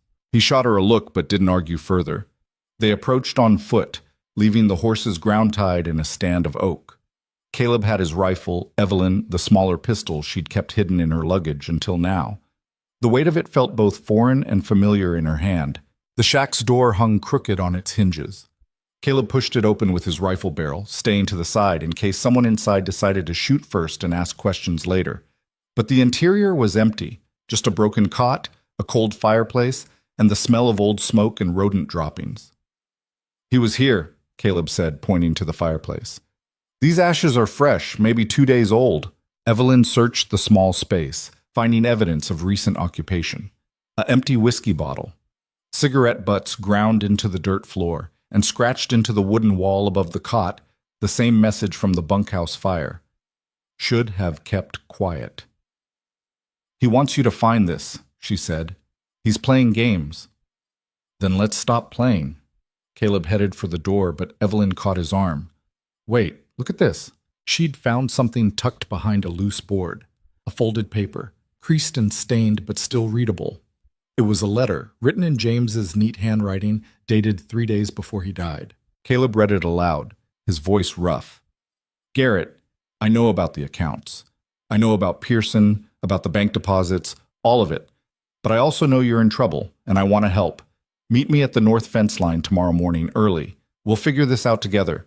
There's always a way forward if you're honest. James. The silence that followed was absolute. Evelyn watched emotions play across Caleb's face. Grief, anger, something that might have been guilt. He was trying to help him, Caleb said finally. Even knowing Garrett had stolen from us, James was trying to find a way to fix it. And Garrett killed him for it. Maybe. Or maybe something went wrong. Maybe. But Caleb couldn't finish the thought. What did it matter if Garrett had meant to kill James, or if it had been a panicked accident? The result was the same. His brother was dead, and the man he'd trusted had put him in the ground. A sound outside made them both freeze. Hoofbeats approaching fast. They moved to the window, staying low. A rider appeared over the rise, pushing his horse hard. Even at a distance, Evelyn recognized Garrett's silhouette. He's coming back, she whispered. Caleb's hand tightened on his rifle. Good. But Garrett didn't ride to the shack. Instead, he pulled up about 100 yards out, staying in the open where he had clear sight lines in every direction. He sat there on his horse, waiting. He knows we're here, Evelyn said. Yeah. Caleb stood, moving toward the door. Stay inside. Caleb! But he was already walking out, rifle held loosely but ready. Evelyn cursed under her breath and followed, staying a few paces behind. Garrett watched them approach. In the harsh sunlight, he looked different from the man Evelyn had met at the ranch. Harder. Desperate. He had a rifle across his saddle, his hand resting near it but not quite touching. Didn't think you'd find this place so quick, Garrett called out when they were about 50 feet away. Guess I underestimated you. A lot of that going around, Caleb said. You bring the whole ranch? Got boys hiding in the rocks ready to gun me down. Just me and Miss Hayes. Though I'm starting to think I should have brought more. Garrett's laugh was ugly. Yeah, you probably should have. But that was always your problem, wasn't it? Too stubborn to ask for help. Too proud to admit when you needed it. That's rich coming from you. You needed help with your debts. Did you come to me? Did you talk to James? I tried talking to James. He's the one who wouldn't listen. Garrett's voice cracked slightly. I told him I was in trouble, told him I needed money. You know what he said? He said he couldn't just give me ranch funds, that it wouldn't be right. So I took it myself. And when he figured it out, you killed him. I didn't kill him. The words came out fierce, desperate. I swear to you, Caleb, I didn't touch your brother. Then explain the burr under his saddle. Explain the message you carved into my barn. Explain why you're burning down my ranch piece by piece if you're so innocent. Garrett was quiet for a moment. When he spoke again, his voice was different, flatter, emptied out. I put the burr there. I admit that. But I didn't think... I just wanted to slow him down, make him late for that meeting, give me time to run. I didn't know the horse would throw him like that. Didn't know he'd break his neck. You didn't know, Caleb repeated, and his voice could have frozen water. You didn't know that putting something sharp under a saddle would make a horse bolt. You didn't know that a man thrown from a running horse might get hurt. What did you think would happen, Garrett? I thought he'd get bucked off in the yard. I thought someone would find him, and he'd be fine, and I'd have a head start. Garrett's composure was cracking now, words tumbling out fast and ragged. I never meant for him to die. You have to believe that. I don't have to believe anything you say. Caleb took a step forward. You stole from us for 3 years. You put that burr under James's saddle knowing it would hurt him. And when he died, you didn't come clean. You kept stealing. You burned my barn and threatened my men. So no, I don't have to believe a damn thing. Then what are you going to do? Shoot me? Drag me back to town for a trial that'll take months and might not even convict me? Garrett's hand moved closer to his rifle. You want justice for James? Then take it. Right here, right now. Evelyn felt her heart hammering. She'd positioned herself slightly to the side, pistol held low but ready. If Garrett went for his rifle, she'd have maybe 2 seconds to decide what to do with that information. "I'm not a murderer," Caleb said. "Neither was I, until I was." Garrett's smile was broken glass. "Funny how fast that line gets crossed." "You're coming back with us. You're going to confess to what you did, you're going to return every penny you stole, and then you're going to prison for the rest of your miserable life. And if I say no, then I guess we find out which one of us is faster." The moment stretched out, pulled taut as a wire. Evelyn watched Garrett's hand, watched his eyes, trying to calculate which way this would break. She'd seen desperate men before, in offices and boardrooms and courthouse halls, knew the look that came over them when they realized all their options had run out. Garrett had that look now. "I'm sorry," he said quietly. "For what it's worth, I'm sorry." Then his hand moved toward the rifle. Everything happened in pieces, in fractured instants that Evelyn's mind couldn't quite stitch together into a coherent whole. Caleb bringing his rifle up, Garrett grabbing for his own weapon, the crack of a gunshot echoing across the empty land, and Garrett falling sideways off his horse, hitting the ground hard and not moving. Evelyn stood frozen, her pistol still unfired in her hand. Smoke drifted from the barrel of Caleb's rifle. His face was white, expression locked somewhere between shock and grim satisfaction. "Is he—" Evelyn couldn't finish the question. Caleb walked forward slowly, rifle still raised. When he reached Garrett, he kicked the fallen man's rifle away, then knelt down. "He's breathing," Caleb said. "Shoulder wound. He'll live." Relief and something more complicated washed through Evelyn.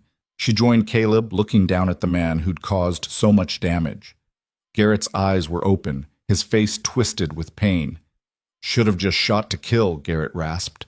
"Would have been kinder." "You don't get kind," Caleb said. "You get what you deserve." They bound Garrett's wound with strips torn from Evelyn's petticoat, then tied him to his horse for the ride back. The whole process felt surreal, like watching herself move through someone else's life. By the time they started back toward the ranch, the sun was beginning its slide toward evening. Garrett drifted in and out of consciousness during the ride. Sometimes he'd mutter things, apologies, excuses, fragments of explanation that didn't quite make sense. Caleb ignored all of it, his face set in hard lines. Evelyn rode beside him, stealing glances when she thought he wouldn't notice. The man who'd shot Garrett wasn't the same man who'd grudgingly let her audit his books 3 weeks ago. Something fundamental had changed in him, some weight that had been carried so long it had become part of his posture now partially lifted. "You did the right thing," she said quietly. "Did I?" Caleb didn't look at her. "I shot a man I've known for 6 years. A man who worked beside me, who I trusted. Right thing doesn't feel like much comfort. He would have killed you if you'd hesitated. Maybe. Or maybe he would have given up, come back peaceful." Caleb finally met her eyes. "That's the thing about moments like this. You never know what might have happened if you'd chosen different." They reached the ranch as full dark settled in. The men came running when they saw Garrett tied and bleeding, their faces showing a mixture of shock and vindication. Curtis helped get Garrett into the bunkhouse where Marcus could tend his wound properly, while Tommy rode hard for town to fetch the sheriff. Caleb stood in the yard, watching it all happen with the detached air of someone observing from a distance. Evelyn wanted to say something, offer some comfort or wisdom, but all her words felt inadequate. So instead she just stood beside him, a silent presence in the dark. "I need to be alone," Caleb said eventually. "Are you sure that's—" "Please, Evelyn, just for tonight." She nodded and headed to her room, though sleep felt like an impossible prospect. She tried working through the remaining financial documents, tried writing up her final report, tried anything to occupy her mind. Nothing worked. Every time she closed her eyes, she saw that moment when Garrett went for his rifle, when violence became inevitable instead of possible. Around midnight, she gave up and walked out onto the porch. The night was clear, stars scattered across the sky in impossible profusion. She was so focused on the view that she didn't notice Caleb until he spoke. Couldn't sleep either? He was sitting on the porch steps, a bottle of whiskey beside him. Not drunk, but not entirely sober either. "Mind if I join you?" Evelyn asked. "Free country." She sat down, leaving a careful space between them. For a while, neither spoke. The ranch made its nighttime sounds around them, cattle lowing in the distance, horses shifting in their stalls, the wind moving through the mesquite. "I keep thinking about that letter," Caleb said finally. "The one James wrote to Garrett, about how there's always a way forward if you're honest." He took a drink. James believed that, really believed it, and it got him killed. Or it didn't, Evelyn countered. Garrett said he didn't mean for James to die. Maybe that's true. Maybe if he'd been honest from the start, if he'd accepted James's help, none of this would have happened. And maybe honesty is just another way of giving people a chance to hurt you. Evelyn turned to look at him. In the moonlight, Caleb's face was all shadows and hard edges, but his eyes held something softer, something lost. "You know what I think?" she said. "I think you're angrier at yourself than you are at Garrett." "That's ridiculous." "Is it? You're angry you didn't see the theft, angry you didn't notice James was worried, angry you trusted Garrett for 6 years without questioning whether that trust was deserved." She kept her voice gentle. "But mostly, you're angry because James tried to help someone who didn't deserve it, and part of you knows you would have done the same thing." Caleb was quiet for a long time. "My wife, my first wife, Sarah, she used to say I was too hard, too closed off, said I treated everyone like they were waiting to betray me." He drank again. "I told her she was wrong, but maybe she wasn't.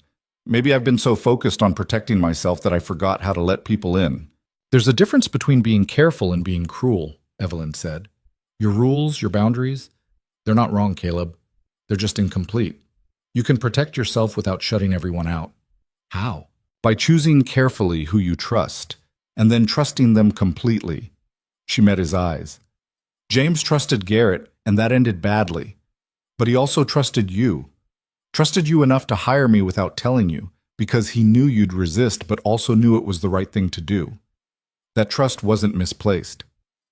"He's still dead." "Yes. And that's Garrett's fault, not yours, not James's." Evelyn reached out, covering Caleb's hand with her own. "You can't control what other people do, Caleb. You can only control how you respond. And you responded by finding the truth, by getting justice for your brother. That's not nothing." His hand turned under hers, fingers intertwining. "When this is all over, when the sheriff takes Garrett and you finish your report, you'll leave." It wasn't a question, but Evelyn answered anyway. "That was the plan." "And if I asked you to stay?"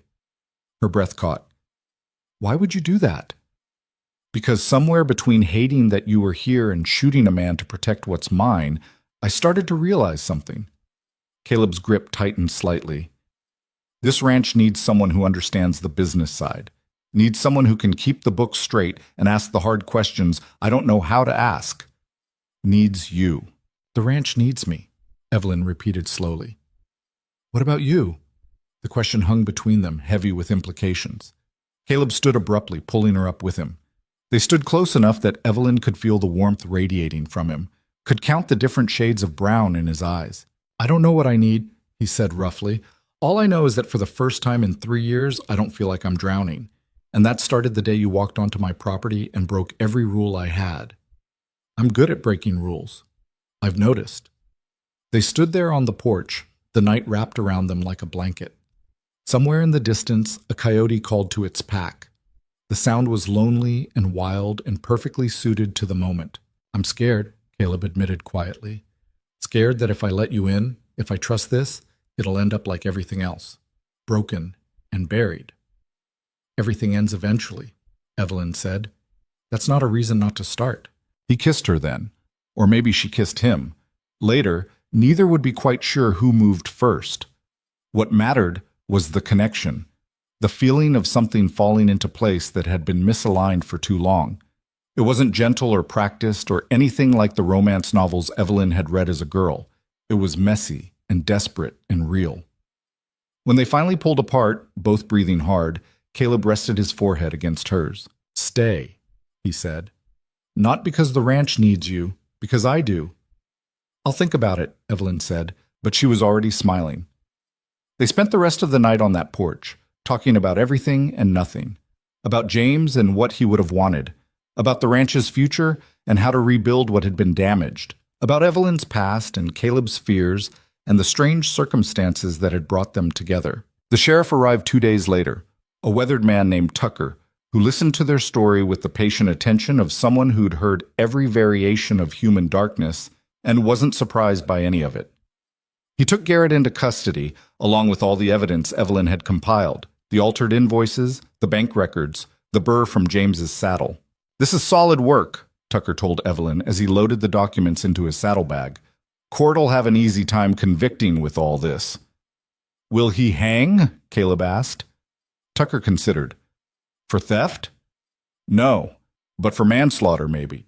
Depends on the jury, depends on the judge." He looked at Caleb. "I know you want certainty, Mr. Whitmore, but justice doesn't always look the way we think it should." After Tucker left with Garrett in tow, the ranch fell into an uneasy quiet. The men went about their work with subdued efficiency, processing what had happened. Marcus cooked meals nobody tasted. Curtis organized repairs on the burned buildings with grim determination. And Caleb stood at the fence line where James had died, staring out at land that suddenly felt both too big and too small. Evelyn found him there at sunset. "The final report's done," she said. "All the numbers reconciled. All the discrepancies documented. Your ranch lost $4,247 over 3 years, but with the money from Garrett's account, you'll recover most of it." "That's good." "It is." She paused. "I also prepared an addendum, recommendations for new bookkeeping procedures, suggestions for oversight and audit protocols, things that would prevent this from happening again." "Send me the bill." "That's the thing." Evelyn moved to stand beside him. "I wasn't planning to charge you for that part. Consider it a gift, from one business partner to another." Caleb turned to her. "Business partner?" "If the offer still stands. I checked with my other clients, rearranged my schedule. I can stay through the end of the year. Help you rebuild the accounting systems. Train someone to manage the books properly." She smiled slightly. "After that, we can reassess." "Just through the end of year? Let's start there and see what happens." He pulled her close, kissing her with the kind of certainty that came from deciding to trust despite the risk. When they broke apart, Evelyn was breathless and grinning. "I have one condition," she said. "What's that?" "We burn those ridiculous rules of yours, all 3 of them." Caleb laughed, the sound rusty but genuine. "Deal." They walked back to the ranch house together as the sun painted the sky in shades of orange and red. Behind them, the land stretched out empty and endless, holding secrets and sorrows, and the promise of something new.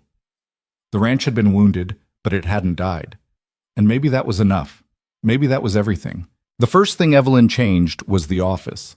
She moved in the week after Garrett's arrest, clearing out the dust and cobwebs and stale grief that had accumulated in James's old workspace. Caleb watched from the doorway as she reorganized shelves, sorted papers into new filing systems, and set up a proper desk arrangement that actually made sense. "You're going to throw out half my brother's stuff," he said, not quite accusatory, but not entirely comfortable either. "I'm organizing it," Evelyn corrected, not looking up from the ledger she was labeling. "There's a difference. When you need something, you'll actually be able to find it instead of digging through chaos for an hour." James knew where everything was. "James is gone." The words were gentle but firm. "And the system he used died with him. You need something that works for you now, not something that worked for him then." Caleb knew she was right, but that didn't make it easier to watch pieces of his brother's life get filed away into neat categories. Still, he didn't stop her. Evelyn had earned the right to run things her way. Over the next month, the ranch transformed in small increments. Evelyn implemented new bookkeeping procedures, training Curtis and 2 of the younger hands on basic accounting so the knowledge wouldn't rest with one person anymore. She renegotiated contracts with suppliers, cutting costs without sacrificing quality. She even convinced Caleb to hire a part-time clerk from town to help with paperwork during busy seasons. "You're spending money to save money," Caleb observed, watching her review invoices one evening. "I'm preventing theft and inefficiency," Evelyn replied, "which saves you more than it costs. Trust me, I've run the numbers." "I do trust you." The words came easier than he expected. "That's the strange part." She looked up, a smile playing at the corners of her mouth. "Is it strange? Or is it just new?" "Both, maybe." They'd fallen into a rhythm over those weeks, one that felt both domestic and professional in ways that shouldn't have worked, but somehow did. Evelyn kept her own room, maintaining the appearance of propriety for the sake of the hands and the occasional visitor from town. But most nights ended with the two of them on the porch, talking through the day's challenges and victories, close enough that their shoulders touched. They didn't talk about what they were to each other, didn't put labels on the thing growing between them. It felt safer that way, like naming it might make it fragile. The trial came in late August, held in the county courthouse, with a jury of ranchers and merchants who'd known James and had no sympathy for the man who'd killed him. Caleb and Evelyn both testified, laying out the evidence with clinical precision. Garrett sat through it all with the defeated air of someone who'd already accepted his fate. The verdict was manslaughter, not murder, 15 years in the territorial prison. When the judge read the sentence, Garrett looked directly at Caleb. "I really didn't mean for him to die," he said quietly. Caleb nodded once. It wasn't forgiveness, but it was acknowledgement. Sometimes that was all you could manage. On the ride back to the ranch, Evelyn was quiet, staring out at the landscape rolling past. "You okay?" Caleb asked. "I was just thinking about justice," she said. "How it's supposed to make things right. But it doesn't really. James is still dead. Your money's still gone.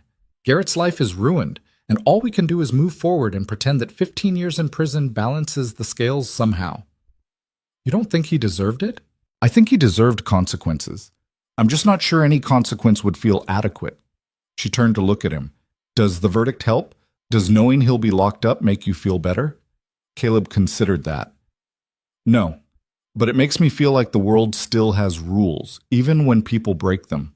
That counts for something." By September, the ranch had settled into its new normal. The burned hay barn was rebuilt, stronger than before.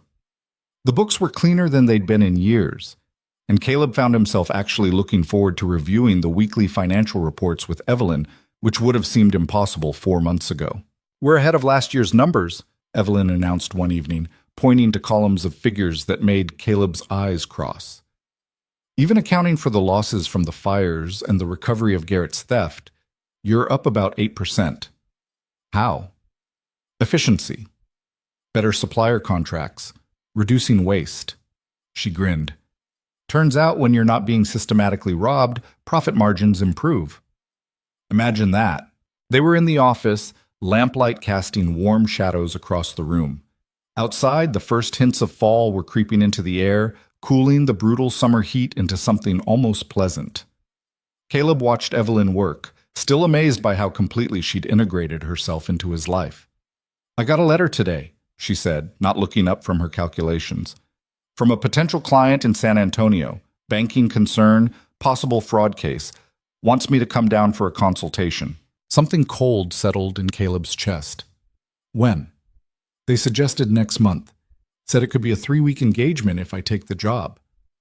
Now she did look up, her expression careful. "I haven't responded yet." "Why not?" "Because I wanted to talk to you first." They stared at each other across the desk, years of practiced self-protection, warring with something newer and more dangerous. "You should go," Caleb said finally. "This is your work, your career. I can't ask you to give that up." "You're not asking, I'm choosing." Evelyn set down her pen. "The question is whether I'm choosing you or choosing the life I had before I came here. Those don't have to be exclusive, don't they?" "Caleb, I can't run a national auditing practice from a ranch in the middle of nowhere. If I take jobs like this San Antonio one, I'll be gone weeks at a time. If I don't take them, I'm not really an auditor anymore. I'm just your bookkeeper." The word "just" hung between them, loaded with implications neither wanted to examine too closely. "Is that so bad?" Caleb asked. "Being my bookkeeper?" "No, but it's not who I am." Evelyn stood pacing the small office. "I worked hard to build my reputation, to prove I could do this work as well as any man. Walking away from that, even for something good, feels like giving up a piece of myself." "Then don't walk away. Go to San Antonio, take the job, come back when you're done." "And if I'm always leaving for the next job, always coming back just long enough to catch my breath before heading out again?" Caleb didn't have an answer for that. He thought about his parents, about how his father had resented every moment his mother spent away from the ranch visiting family. Thought about Sarah, and how she'd felt trapped by his expectations. He'd spent years building walls to protect himself from exactly this kind of complication. "I don't know how to do this," he admitted. "Don't know how to be with someone who has a life outside of this ranch." My whole world is here. The land, the cattle, the work. I can't follow you to San Antonio or Dallas or wherever the next case takes you. I'm not asking you to follow me. Then what are you asking? Evelyn crossed to him, taking his hands. I'm asking if you can love someone who leaves. If you can trust that leaving doesn't mean abandoning. If you can believe that I'll always come back. The question cut deeper than any knife. Caleb thought about Sarah leaving and never coming back. Thought about his mother dying when he was young. The ultimate abandonment. Thought about James riding out one morning and returning as a corpse. Every person who'd left his life had stayed gone. I don't know if I can, he said honestly. Evelyn nodded slowly, her eyes bright with unshed tears. At least you're honest about it. She pulled away, moving toward the door. Caleb wanted to call her back, wanted to say something that would fix this, but the words stuck in his throat. The door closed quietly behind her, and he was alone with the ledgers and the lamplight and the crushing weight of his own limitations. For 3 days, they barely spoke. Evelyn threw herself into work, finalizing the new accounting systems and training Curtis on procedures. Caleb spent long hours on horseback, checking fence lines and cattle that didn't really need checking. The hands noticed the tension but knew better than to comment. On the 4th day, a writer arrived from town with a telegram. Caleb read it twice, not quite believing what it said. He found Evelyn in the barn, examining Rosie's new foal. The mare had given birth 2 weeks earlier, and the little one was all legs and curiosity. The Hendersons lost their ranch, Caleb said without preamble. Evelyn looked up, startled by his sudden appearance. What? Jack Henderson and his wife, they owned a spread about 30 miles south. Good people. 3 kids. Jack took out loans to expand his operation, but the bank called them in early. He couldn't pay. Caleb handed her the telegram. They're being foreclosed on next week. Evelyn read it, her expression darkening. That's not legal. Banks can't just arbitrarily call in loans. Can if they claim the borrower violated terms somehow. And these banks? They're good at finding violations that don't exist. So what are you going to do? The question hung in the air between them, loaded with meaning beyond the immediate crisis. I'm going to help them, Caleb said. Going to pay off their debt, give them time to get back on their feet. It's what James would have done. That's a lot of money. We've got it, thanks to you. He stepped closer. But I can't do the financial side myself, can't negotiate with banks or review loan documents or figure out if the bank's claim is legitimate. I need someone who understands that world. You need an auditor. I need you. Evelyn studied him, and Caleb could see her working through what he was really saying. This wasn't just about the Hendersons. This was about finding a way forward that didn't require either of them to sacrifice who they were. If I help with this, she said slowly, and it works, there will be other families, other ranches facing the same problems. It could become a whole practice, helping small operations fight back against predatory lending and fraud. Could be. And that practice would be based here, would require me to stay, at least most of the time. I'd have to turn down jobs like the San Antonio one. Maybe. Or maybe you'd take those jobs and bring that expertise back here. Use what you learn in the city to help people out here who can't afford to hire someone from the city. Caleb took her hands. I'm not asking you to give up who you are, Evelyn. I'm asking you to be who you are, here, with me. That's not the same as believing I'll come back when I leave. No, it's not. He pulled her closer. But maybe it's a start. Maybe trust isn't something you have all at once. Maybe it's something you build piece by piece every time someone leaves and comes back. Every time they say they'll do something and then do it. Evelyn's eyes were wet now, tears spilling over. You're asking me to be patient while you learn to trust me. I'm asking you to give me a chance to try. She kissed him then, hard and desperate, and full of all the things neither of them knew how to say. When they broke apart, she was smiling through the tears. Help me save the Hendersons, she said, and we'll figure out the rest as we go. They rode to the Henderson ranch the next morning, taking Curtis along for his knowledge of local property laws. The Henderson spread was smaller than Caleb's, maybe 800 acres, but well-maintained with good water and healthy cattle. The house showed signs of the family living there, children's toys in the yard, laundry on the line, smoke rising from the chimney. Jack Henderson met them at the door, his face lined with stress, but his handshake still firm. Caleb, heard you might come by. News travels, Caleb said. This is Evelyn Hayes and Curtis Webb. Evelyn's a financial auditor. Curtis knows more about land law than anyone in the territory. Jack's wife Mary appeared behind him, a woman worn thin by work and worry, but still strong. "Come in. I've got coffee on." They sat around the kitchen table while Jack and Mary explained the situation.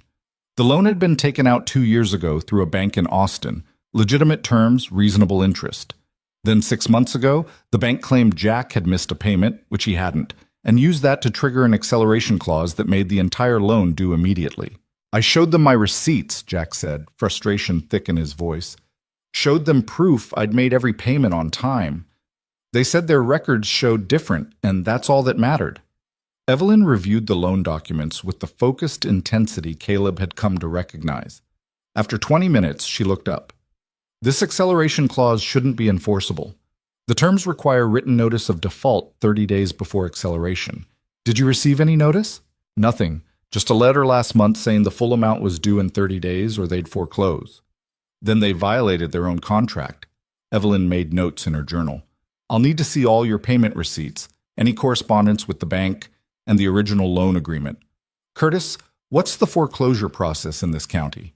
"They file notice with the county clerk, post it publicly for 3 weeks, then hold an auction." Curtis leaned back in his chair. "But if we can prove they violated the contract terms, we might be able to get an injunction blocking the foreclosure until it goes to court." "How long would that take?" Mary asked, her voice small. "Months, probably. Maybe longer." Curtis looked at Caleb. "Unless someone pays the loan off entirely, which removes the bank's claim." Jack shook his head. "We can't ask you to do that, Caleb. It's $15,000. That's—" "Nothing compared to what's right," Caleb interrupted. "I'll cover the loan. You pay me back when you can, no interest. But Evelyn's going to make sure that bank answers for what they tried to do." Over the next 2 weeks, Evelyn waged war against the Austin bank with the single-minded determination of someone who'd found their purpose. She filed complaints with federal banking regulators. She contacted other ranchers who'd taken loans from the same bank, finding 3 more cases of suspicious foreclosure attempts. She even traveled to Austin, Caleb's stomach tight with anxiety the whole time she was gone, to meet with the bank president directly. She returned after 4 days with fire in her eyes and victory in her smile. "They're dropping all 4 foreclosure actions," she announced, finding Caleb in the stables. "Turns out when you threaten to expose systematic fraud to federal regulators, banks suddenly become very cooperative." Caleb pulled her into a kiss that started celebratory and turned into something deeper. When they finally separated, both breathing hard, he rested his forehead against hers. "You came back," he said softly. "I told you I would."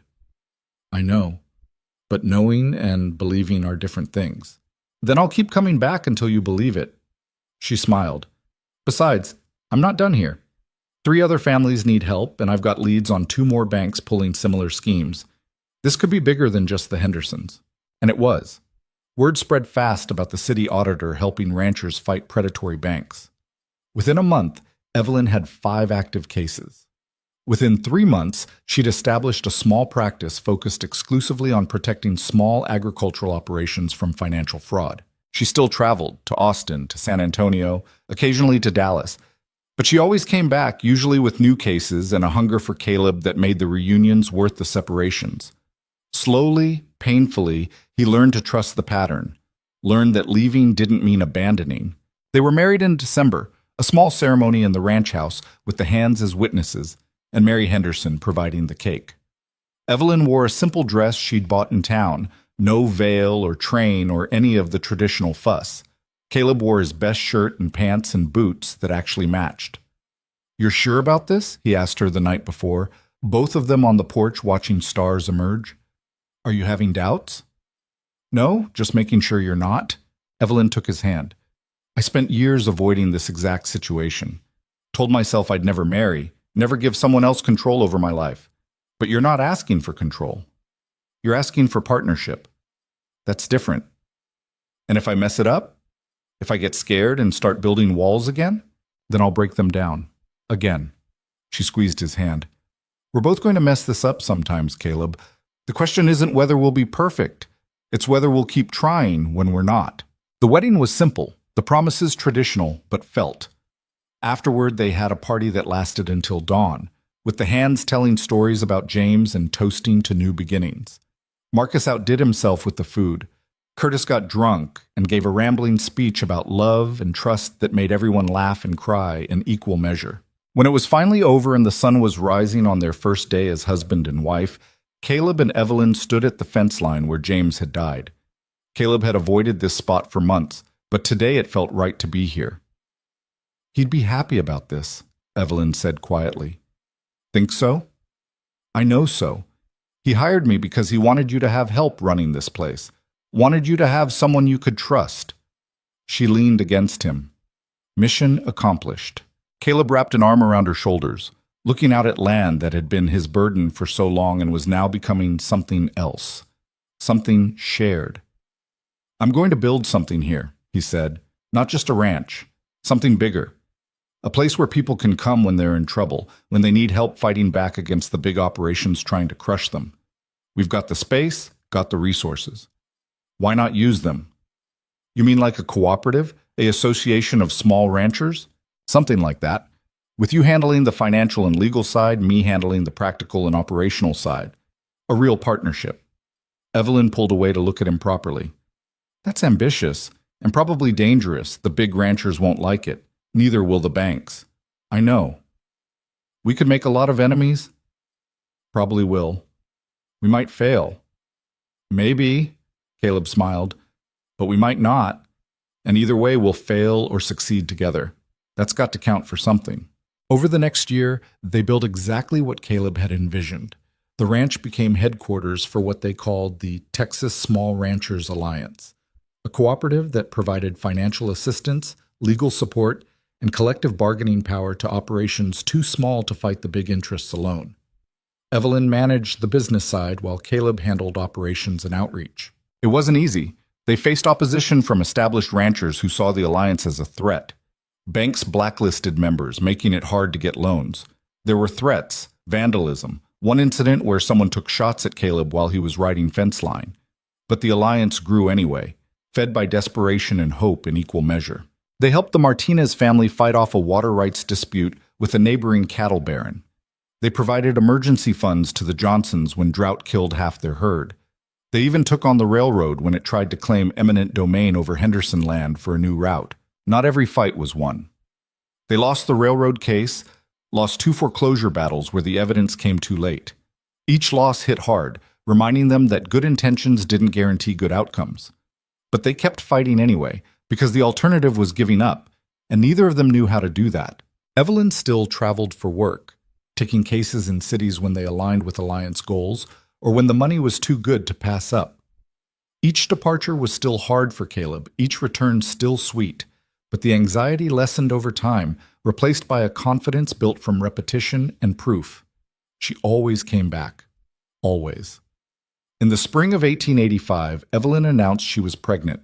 Caleb's reaction was complicated. Joy mixed with terror, mixed with something he couldn't quite name. They talked about children in abstract terms, but the reality was different. Bigger. More permanent. "You're scared," Evelyn observed, watching him pace the office. "Terrified," he admitted. "What if I'm like my father? What if I don't know how to, You'll figure it out. We both will." She pulled him down to sit beside her. "Besides, you've been practicing. Every family we help, every rancher you mentor, that's preparation. You're good with people when you let yourself be. That's different from being a father. Not as different as you think." The baby came in December, a girl with Evelyn's eyes and Caleb's stubborn chin. They named her Sarah, after his mother, and watching Evelyn hold their daughter for the first time, Caleb felt something fundamental shift in his understanding of the world.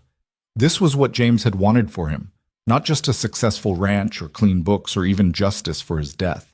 James had wanted Caleb to have this: connection, family, a life built on something more than fear and protection. The alliance continued to grow. By 1887, they had 43 member ranches and had successfully challenged 2 major banks and 1 railroad in court. Evelyn's reputation as a financial crusader spread beyond Texas, bringing in clients from New Mexico and even Colorado. The ranch itself thrived, becoming one of the most profitable operations in the region despite, or perhaps because of, its commitment to helping others. They had 2 more children, both boys. born in 1887 and 1889. The ranch house expanded to accommodate the growing family. The office became a proper business headquarters with file cabinets and a separate accounting area. Life became full in ways Caleb had never imagined possible. Not everything was perfect. They still fought, usually about Evelyn's travel schedule or Caleb's tendency to take on more responsibility than one man could handle. The alliance faced constant pressure from bigger interests who wanted it gone. And there were nights when Caleb still woke up anxious, still felt the old urge to build walls and push away anything that might hurt him.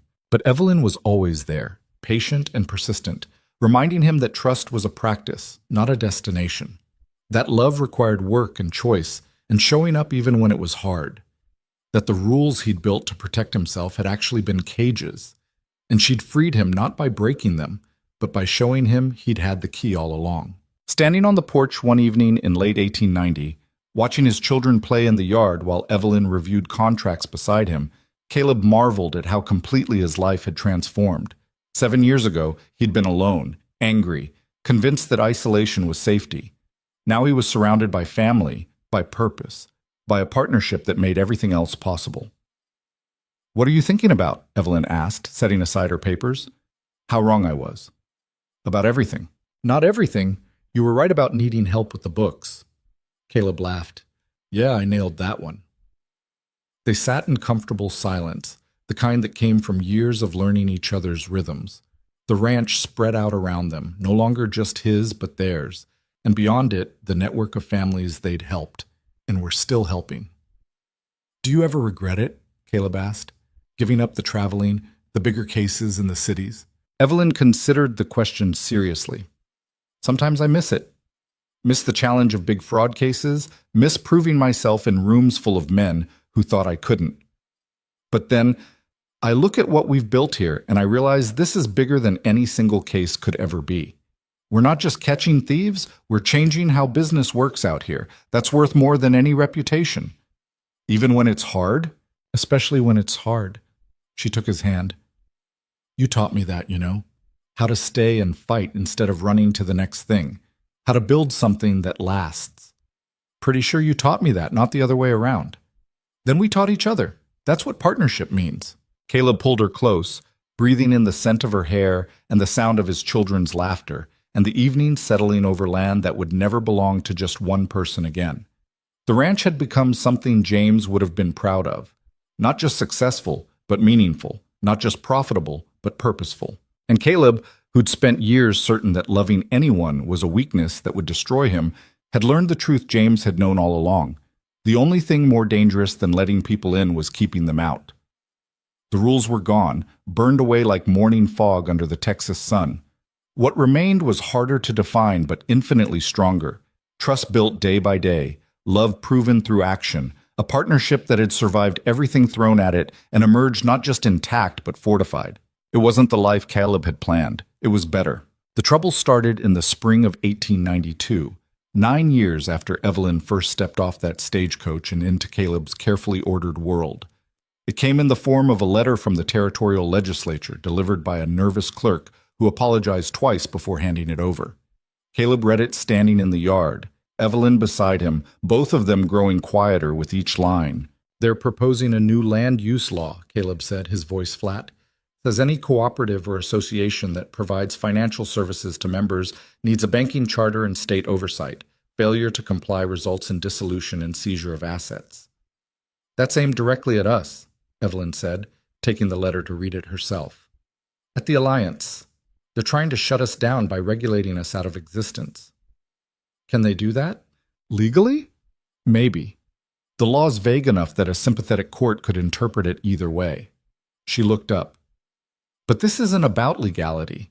It's about pressure. Someone with money and influence wants us gone." They found out who 3 days later when a representative from the Cattlemen's Association arrived requesting a meeting. His name was Douglas Merchants, a slick man in an expensive suit who smiled too much and sweated too little despite the heat. "Mr. and Mrs. Whitmore," he said, accepting coffee in their parlor with the air of someone doing them a favor. "I'll be direct. The association is concerned about your cooperative's activities. The The financial assistance you provide to small ranchers undermines market stability and interferes with natural economic processes. Natural economic processes, Evelyn repeated. You mean the part where big operations buy up struggling ranches for pennies on the dollar? Merchant's smile didn't waver. I mean the part where businesses succeed or fail based on their own merits. Your alliance artificially props up operations that should naturally consolidate. It's inefficient and ultimately harmful to the industry. Harmful to who? Caleb asked. Because from where I sit, it seems pretty helpful to the 43 families who still have their ranches because we gave them a fighting chance. Sentiment doesn't change economics, Mr. Whitmore. Small ranches are dying because they're no longer viable in a modern market. You're delaying the inevitable and creating problems for everyone else in the process. Then why do you care? Evelyn leaned forward. If we're just delaying the inevitable, why waste time and money lobbying for laws to stop us? For the first time, Merchant's smile slipped slightly. The association believes in fair competition and proper regulation. Your cooperative operates in a legal gray area that creates risk for legitimate businesses. So you're here to threaten us, Caleb said. I'm here to offer you a choice. Merchants set down his coffee cup. Dissolve the alliance voluntarily. Stop providing financial assistance to non-member ranches. Focus on your own operation. Do that, and the proposed legislation goes away. Refuse, and the association will ensure every legal and regulatory obstacle possible lands on your doorstep. Get out, Caleb said quietly. Mr. Whitmore, get out of my house. Now. After Merchants left, Caleb and Evelyn sat in heavy silence. The threat was clear and credible. The Cattlemen's Association had deep pockets and political connections that stretched all the way to Washington. If they wanted the alliance destroyed, they had the resources to do it. We could fight this in court, Evelyn said finally. Challenge the constitutionality of the law, argue restraint of trade. But it would take years and cost more money than we have. Or we could dissolve, protect what's ours, and let everyone else figure out their own problems. Evelyn looked at him sharply. You don't mean that. Don't I? We've got 3 kids to think about now, Evelyn. Got a ranch that's successful because we've worked ourselves half to death for 9 years. Maybe it's time to focus on our own family instead of saving everyone else's. That's fear talking. That's reality talking. Caleb stood pacing the room. We knew this might happen eventually, knew we'd make enemies, but I didn't think those enemies would have the power to actually destroy us. They don't have that power unless we give it to them. They have the law, Evelyn. They have money and politicians and everything else that matters. What do we have? 43 families who are barely holding on themselves. How are we supposed to fight an entire industry? The argument continued through dinner, through the evening, into the night. It was the worst fight they'd had in years, both of them saying things they'd regret later, both of them scared in ways they couldn't quite articulate. By midnight, they'd reached an exhausted stalemate. Caleb sat on the porch, staring at nothing. Evelyn found him there an hour later. I talked to Curtis, she said, sitting beside him.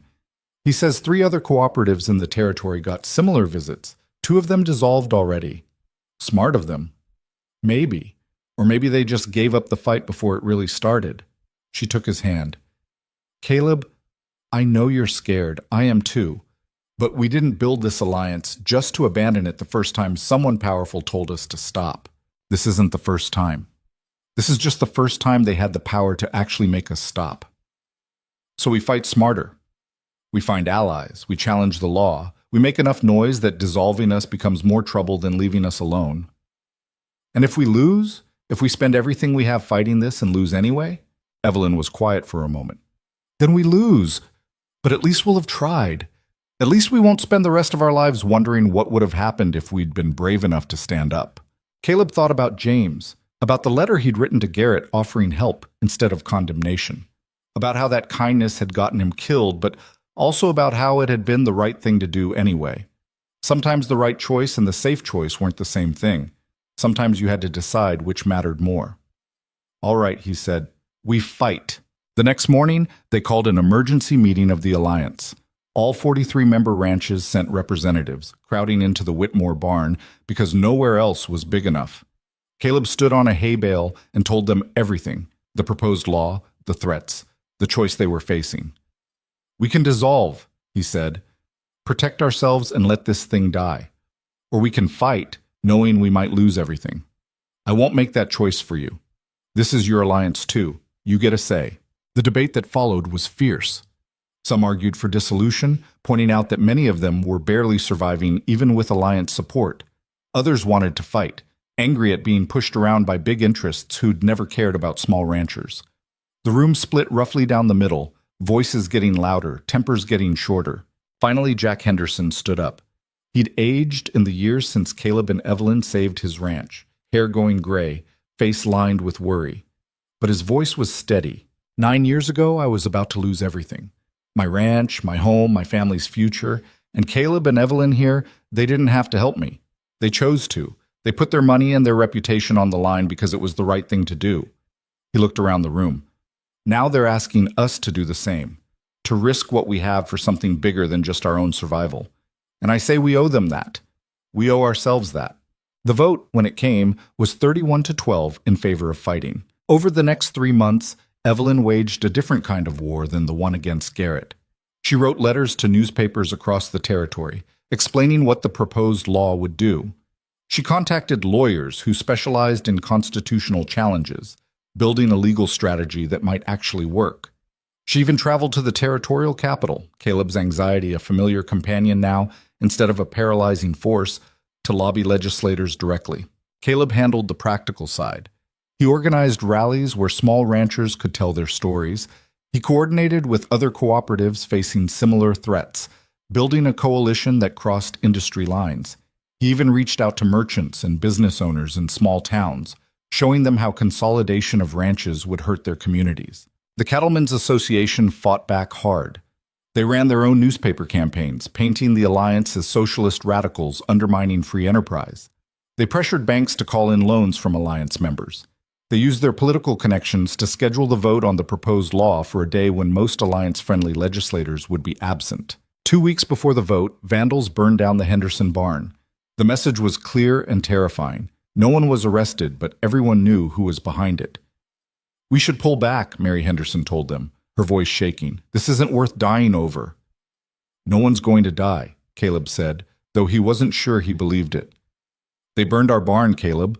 What's next? Our house? Our children?" He didn't have an answer for that.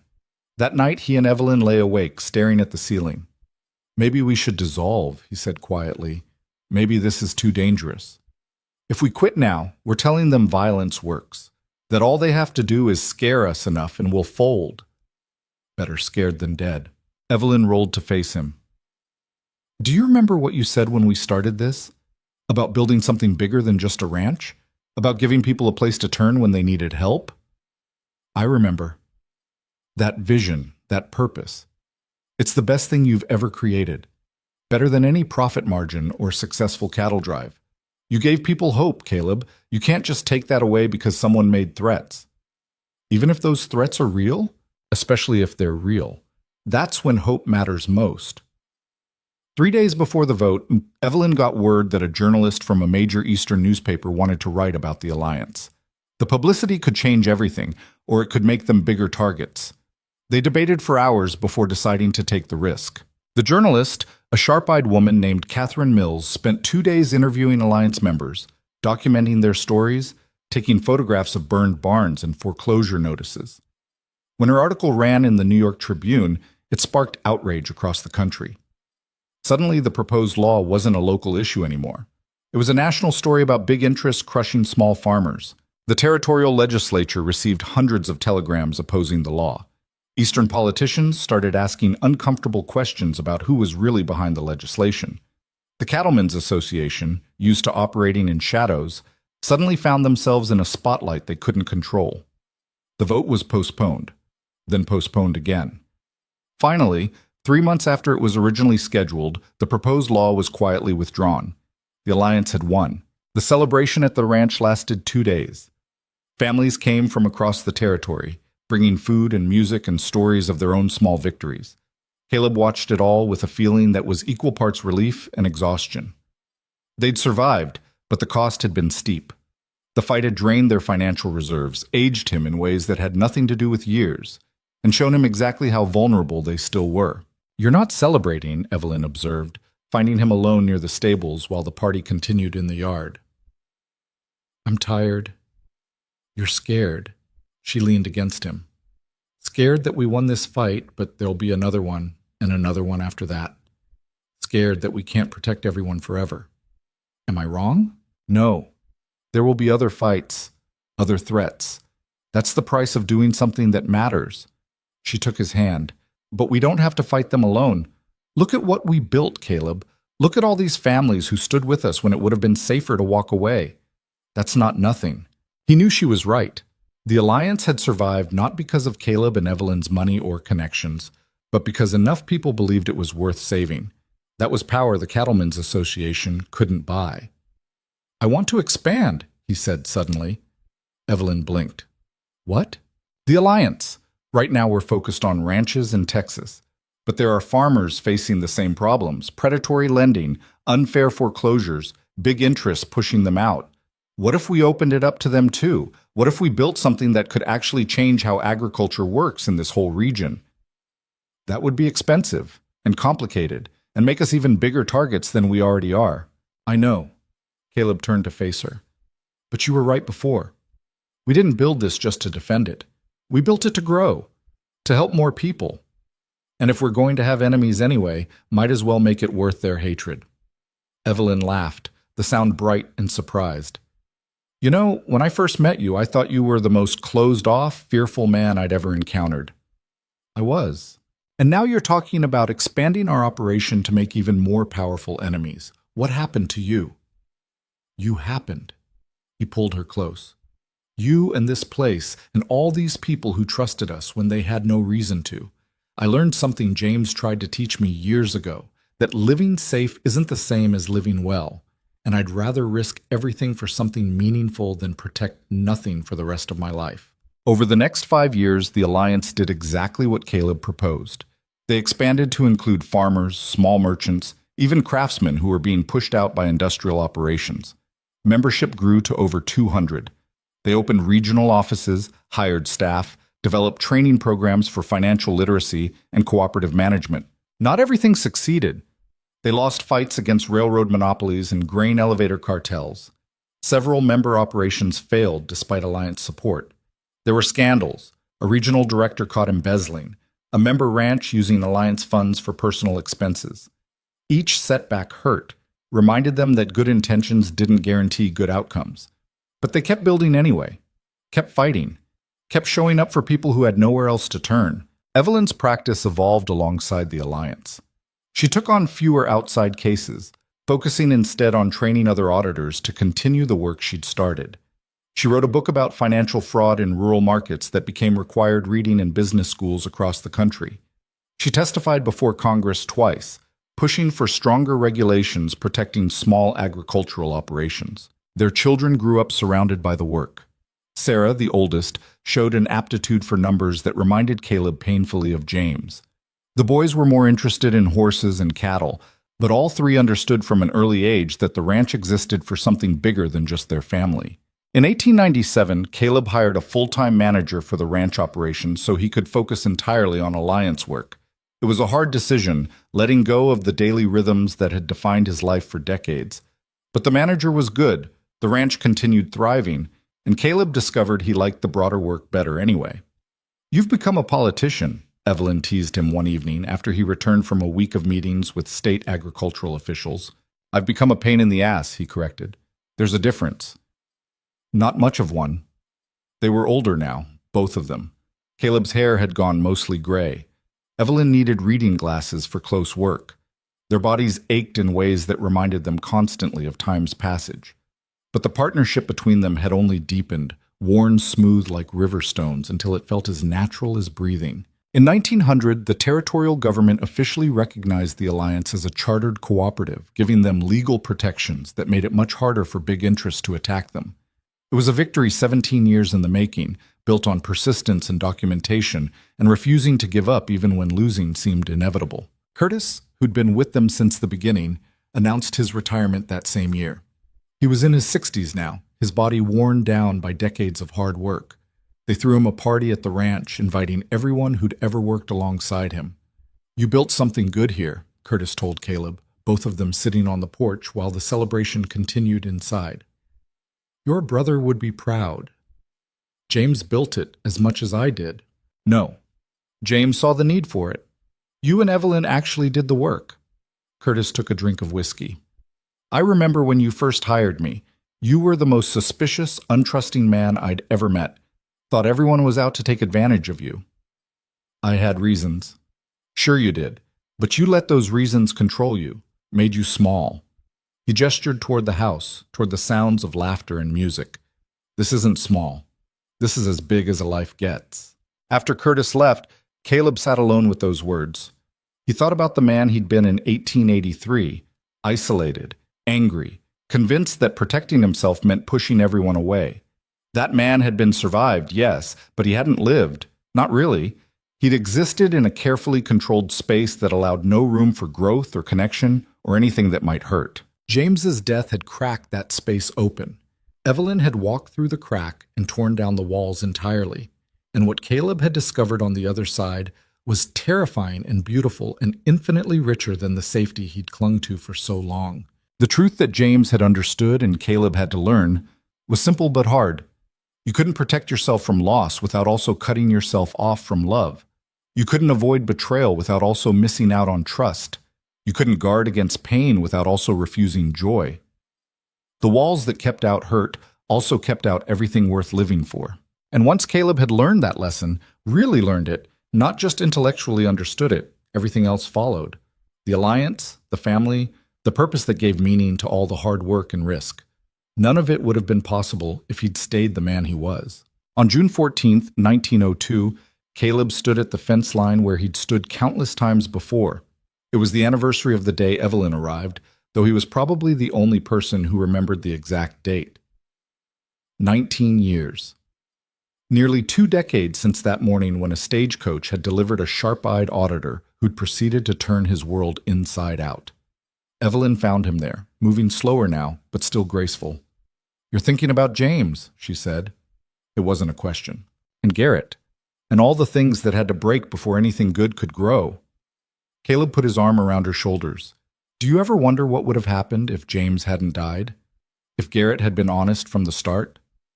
"Sometimes, but I try not to dwell on it. The past is fixed. We can only work with what we have now." "What we have now is pretty good." "It is." She leaned into him. "Though I still can't believe you convinced me to stay. I had plans, places to go, cases to solve, a whole career waiting. You got all of that anyway, just here instead of everywhere else." "True. But I also got you and the kids and this ridiculous mission of saving every struggling rancher in the territory. That wasn't part of the original plan." "Better than the plan?" Evelyn considered seriously. "Different, but yes, better. The work I do now matters more than any individual case I might have taken. And the life we built," she gestured toward the ranch, toward everything they'd created together. "That's worth every opportunity I passed up." They stood in comfortable silence, watching the sun move across land that had witnessed so much change. The ranch was bigger now, more successful, but also more complicated. They employed 30 people full-time. The Alliance had a budget that rivaled some small towns. Their children were preparing for college, for lives that would likely take them far from this dusty corner of Texas. Everything changed, Caleb had learned. The only constant was whether you changed with it or let it break you. "I need to tell you something," Evelyn said quietly. Something in her tone made Caleb's chest tighten. "What's wrong?" "Nothing's wrong, but I've been offered a position, teaching at the University of Texas, developing a program in cooperative economics and agricultural finance. They want someone with practical experience, and you should take it." She looked up, surprised. "Just like that? No argument about leaving the ranch or the Alliance or—" "The ranch has good managers. The Alliance has staff who can handle day-to-day operations, and you've been training replacements for years." Caleb smiled. "Besides, you'd be amazing at teaching. All those students learning from someone who actually did the work instead of just studying it, that's valuable. It would mean spending most of the week in Austin, coming home on weekends." "Then I guess I'll see you on weekends." He pulled her closer. "Evelyn, I spent years being the kind of man who needed to control everything, who panicked when people left my sight. I'm not that man anymore. You taught me that. So go teach others. I'll be here when you get back." You're sure? I'm sure. And he was. The anxiety that had once accompanied any separation had been worn down by years of proof. She always came back. She'd keep coming back. That was what partnership meant, not clinging to each other, but trusting enough to let go. Evelyn took the position. She was brilliant at it, developing a program that attracted students from across the country who wanted to learn how to build economic systems that actually helped small producers instead of crushing them. She published papers, gave lectures, became a respected voice in academic circles that had previously dismissed cooperative economics as unrealistic. Caleb continued running the alliance, traveling the region to help operations in crisis, mentoring younger ranchers who were trying to avoid the mistakes he'd made. He also spent more time with the children, particularly Sarah, who decided to study accounting and seemed determined to follow in Evelyn's footsteps. "You're going to be better at this than I ever was," Caleb told her one evening as they reviewed ranch books together. "That's not true," Sarah said. "You and Mom built something incredible. I'm just trying to understand it." "You're trying to improve it. That's different and more important." The years continued their relentless march. Caleb turned 50, then 55. His hair went completely white. His joints complained about horseback riding the way they never had when he was young. But he felt more alive at 55 than he had at 30, more purposeful and connected and genuinely happy. In 1908, they received word that Garrett had been released from prison. He'd served 16 years of his 15-year sentence due to poor behavior, and the warden's letter said he'd requested Caleb's address. "Are you going to see him?" Evelyn asked. Caleb thought about it. "I don't know. Part of me wants to. Part of me never wants to lay eyes on him again. What does the part that wants to see him hope to gain?" That was the question, wasn't it? Caleb examined his own motivations, trying to separate curiosity from closure, from some lingering need for answers that probably didn't exist. "I think I want to know if he's different," Caleb said finally. "If 16 years changed him the way 9 years changed me. And I guess I want him to see what we built. Want him to know that he didn't destroy us. That James's death mattered for something." Garrett arrived 3 weeks later, looking old and worn in ways that had nothing to do with age. He was only in his 50s, but prison had ground him down to something fragile. They met at the fence line, the same spot where so many important moments had happened. Garrett looked at the ranch, the expanded buildings, the well-maintained fences, the clear signs of prosperity, and something like pain crossed his face. "It looks good," he said quietly. "Better than when I left. We've worked hard. I heard about the alliance, read about it in prison, about what you and Evelyn built." Garrett's voice was rough from years of disuse. "James would have loved it. He would have built it himself if you hadn't killed him." Garrett flinched but didn't argue. "I know, I think about that every day, about what he could have done if I'd just been honest with him." They stood in silence, two men who'd once been friends staring at the wreckage between them. "Why did you come here?" Caleb asked. "To apologize. I know it's useless. No, nothing I say changes what I did. But I needed you to hear it anyway." Garrett looked at him directly. "I'm sorry for stealing, for lying, for the burr under the saddle, for being too much of a coward to face what I'd done, for every moment of pain I caused you and your family. I'm sorry, and I'll carry that sorry to my grave." Caleb wanted to feel something, anger, grief, even satisfaction at seeing Garrett broken, but all he felt was tired. This man had taken James, had stolen years from them, had caused damage that could never be fully repaired, but he'd also paid for it. 16 years of his life gone, his future destroyed, his soul crushed under the weight of what he'd done. "I don't forgive you," Caleb said. "I can't. But I don't hate you anymore either. Hating you would mean carrying you with me, and I'm done doing that." "That's fair." Garrett nodded slowly. "Can I ask one thing?" "What?" "Tell me about him. About James. What you remember most." So Caleb did. He talked about his brother's optimism, his belief that every problem had a solution if you were smart enough to find it. About how James had always seen the best in people, even when they didn't deserve it. About the letter offering Garrett help instead of judgment. About how that kindness was both James's greatest strength and his fatal weakness. When he finished, Garrett was crying quietly.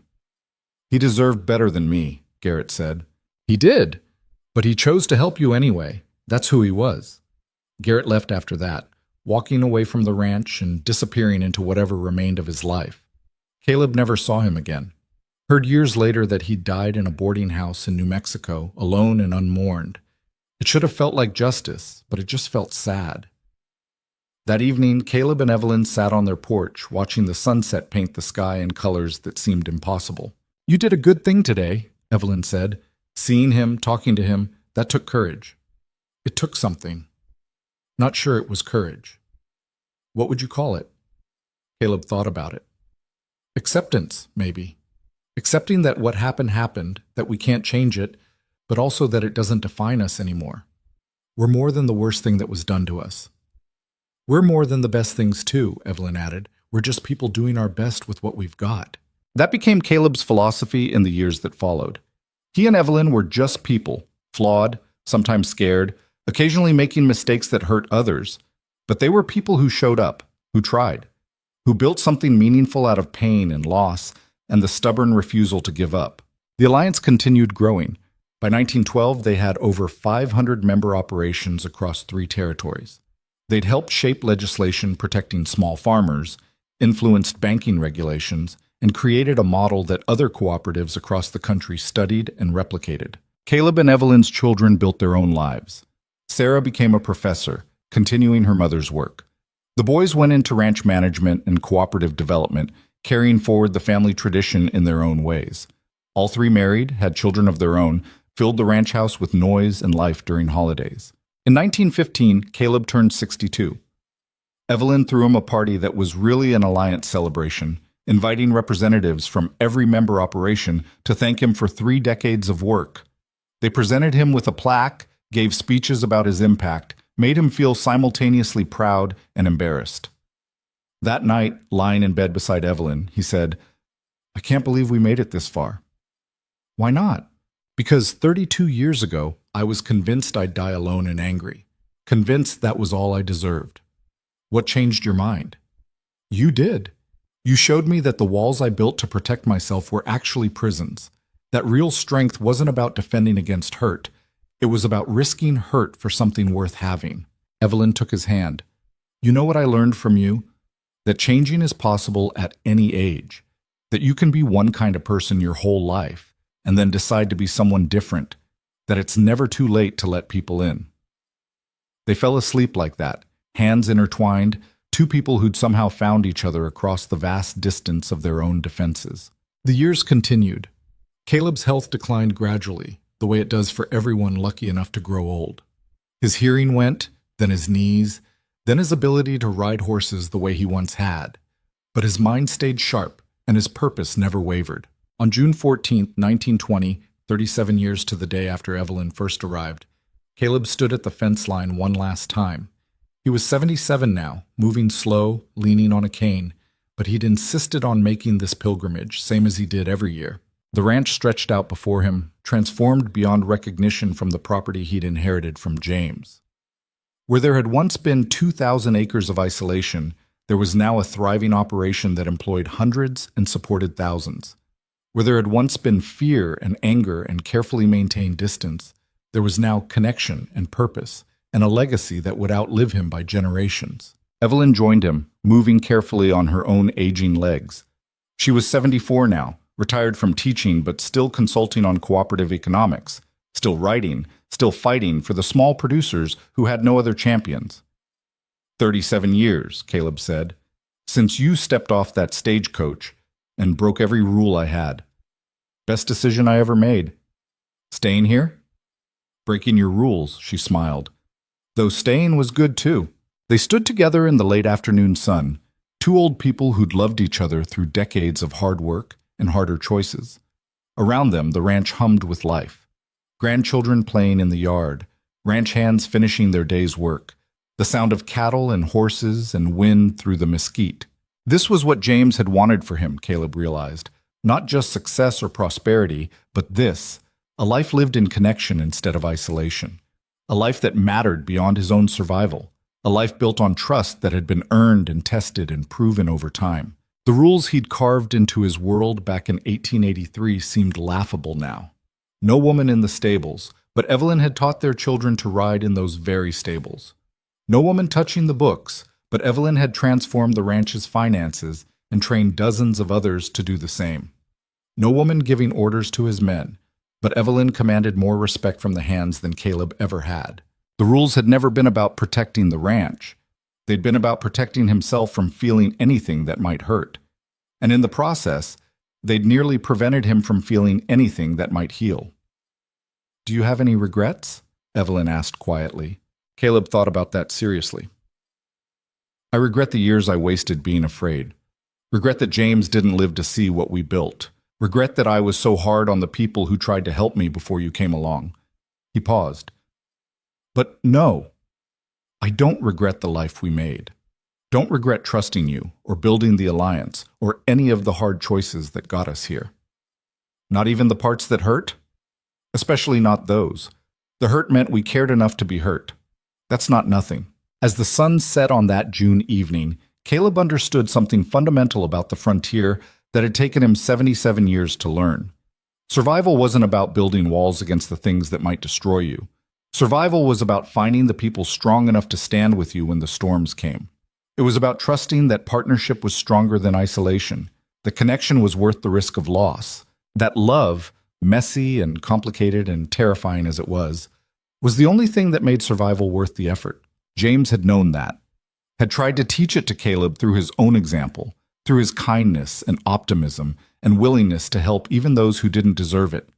And when James died, Evelyn had arrived to finish the lesson, demolishing Caleb's defenses with competence and persistence and a stubbornness that matched his own. Together, they'd built something that would outlast them both.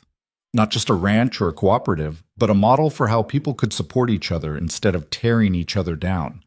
A demonstration that the frontier didn't have to be about individual survival at everyone else's expense. That there was another way forward, harder and more complicated but infinitely more human. The legacy wasn't perfect. The alliance would face new challenges, would sometimes fail, would make mistakes that hurt the very people it was meant to help. But it would persist because the need for it persisted, because new generations would carry forward the work with their own innovations and improvements. And the ranch itself, this land that had witnessed so much change, would continue long after Caleb was gone. His children and grandchildren would work it, reshape it, make it their own.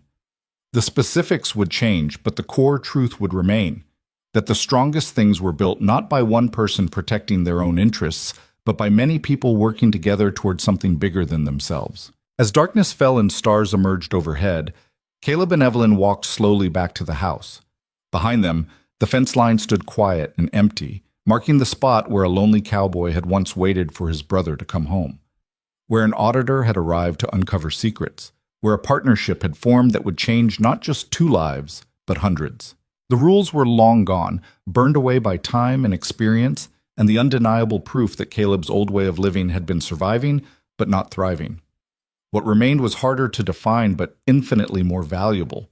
A trust built daily through action, a love proven through persistence, a life shaped not by fear of what might be lost, but by gratitude for what had been found. And every June 14th for the rest of his life, Caleb would return to that fence line and remember the morning everything changed. The morning a sharp-eyed woman stepped off a stagecoach and shattered every wall he'd ever built. The morning he started learning that the frontier's greatest danger wasn't the land or the weather or the people trying to take what was his. The greatest danger had always been himself. His fear, his isolation, his conviction that safety meant shutting everyone out. And the greatest gift was learning, finally, that he'd been wrong about everything that mattered.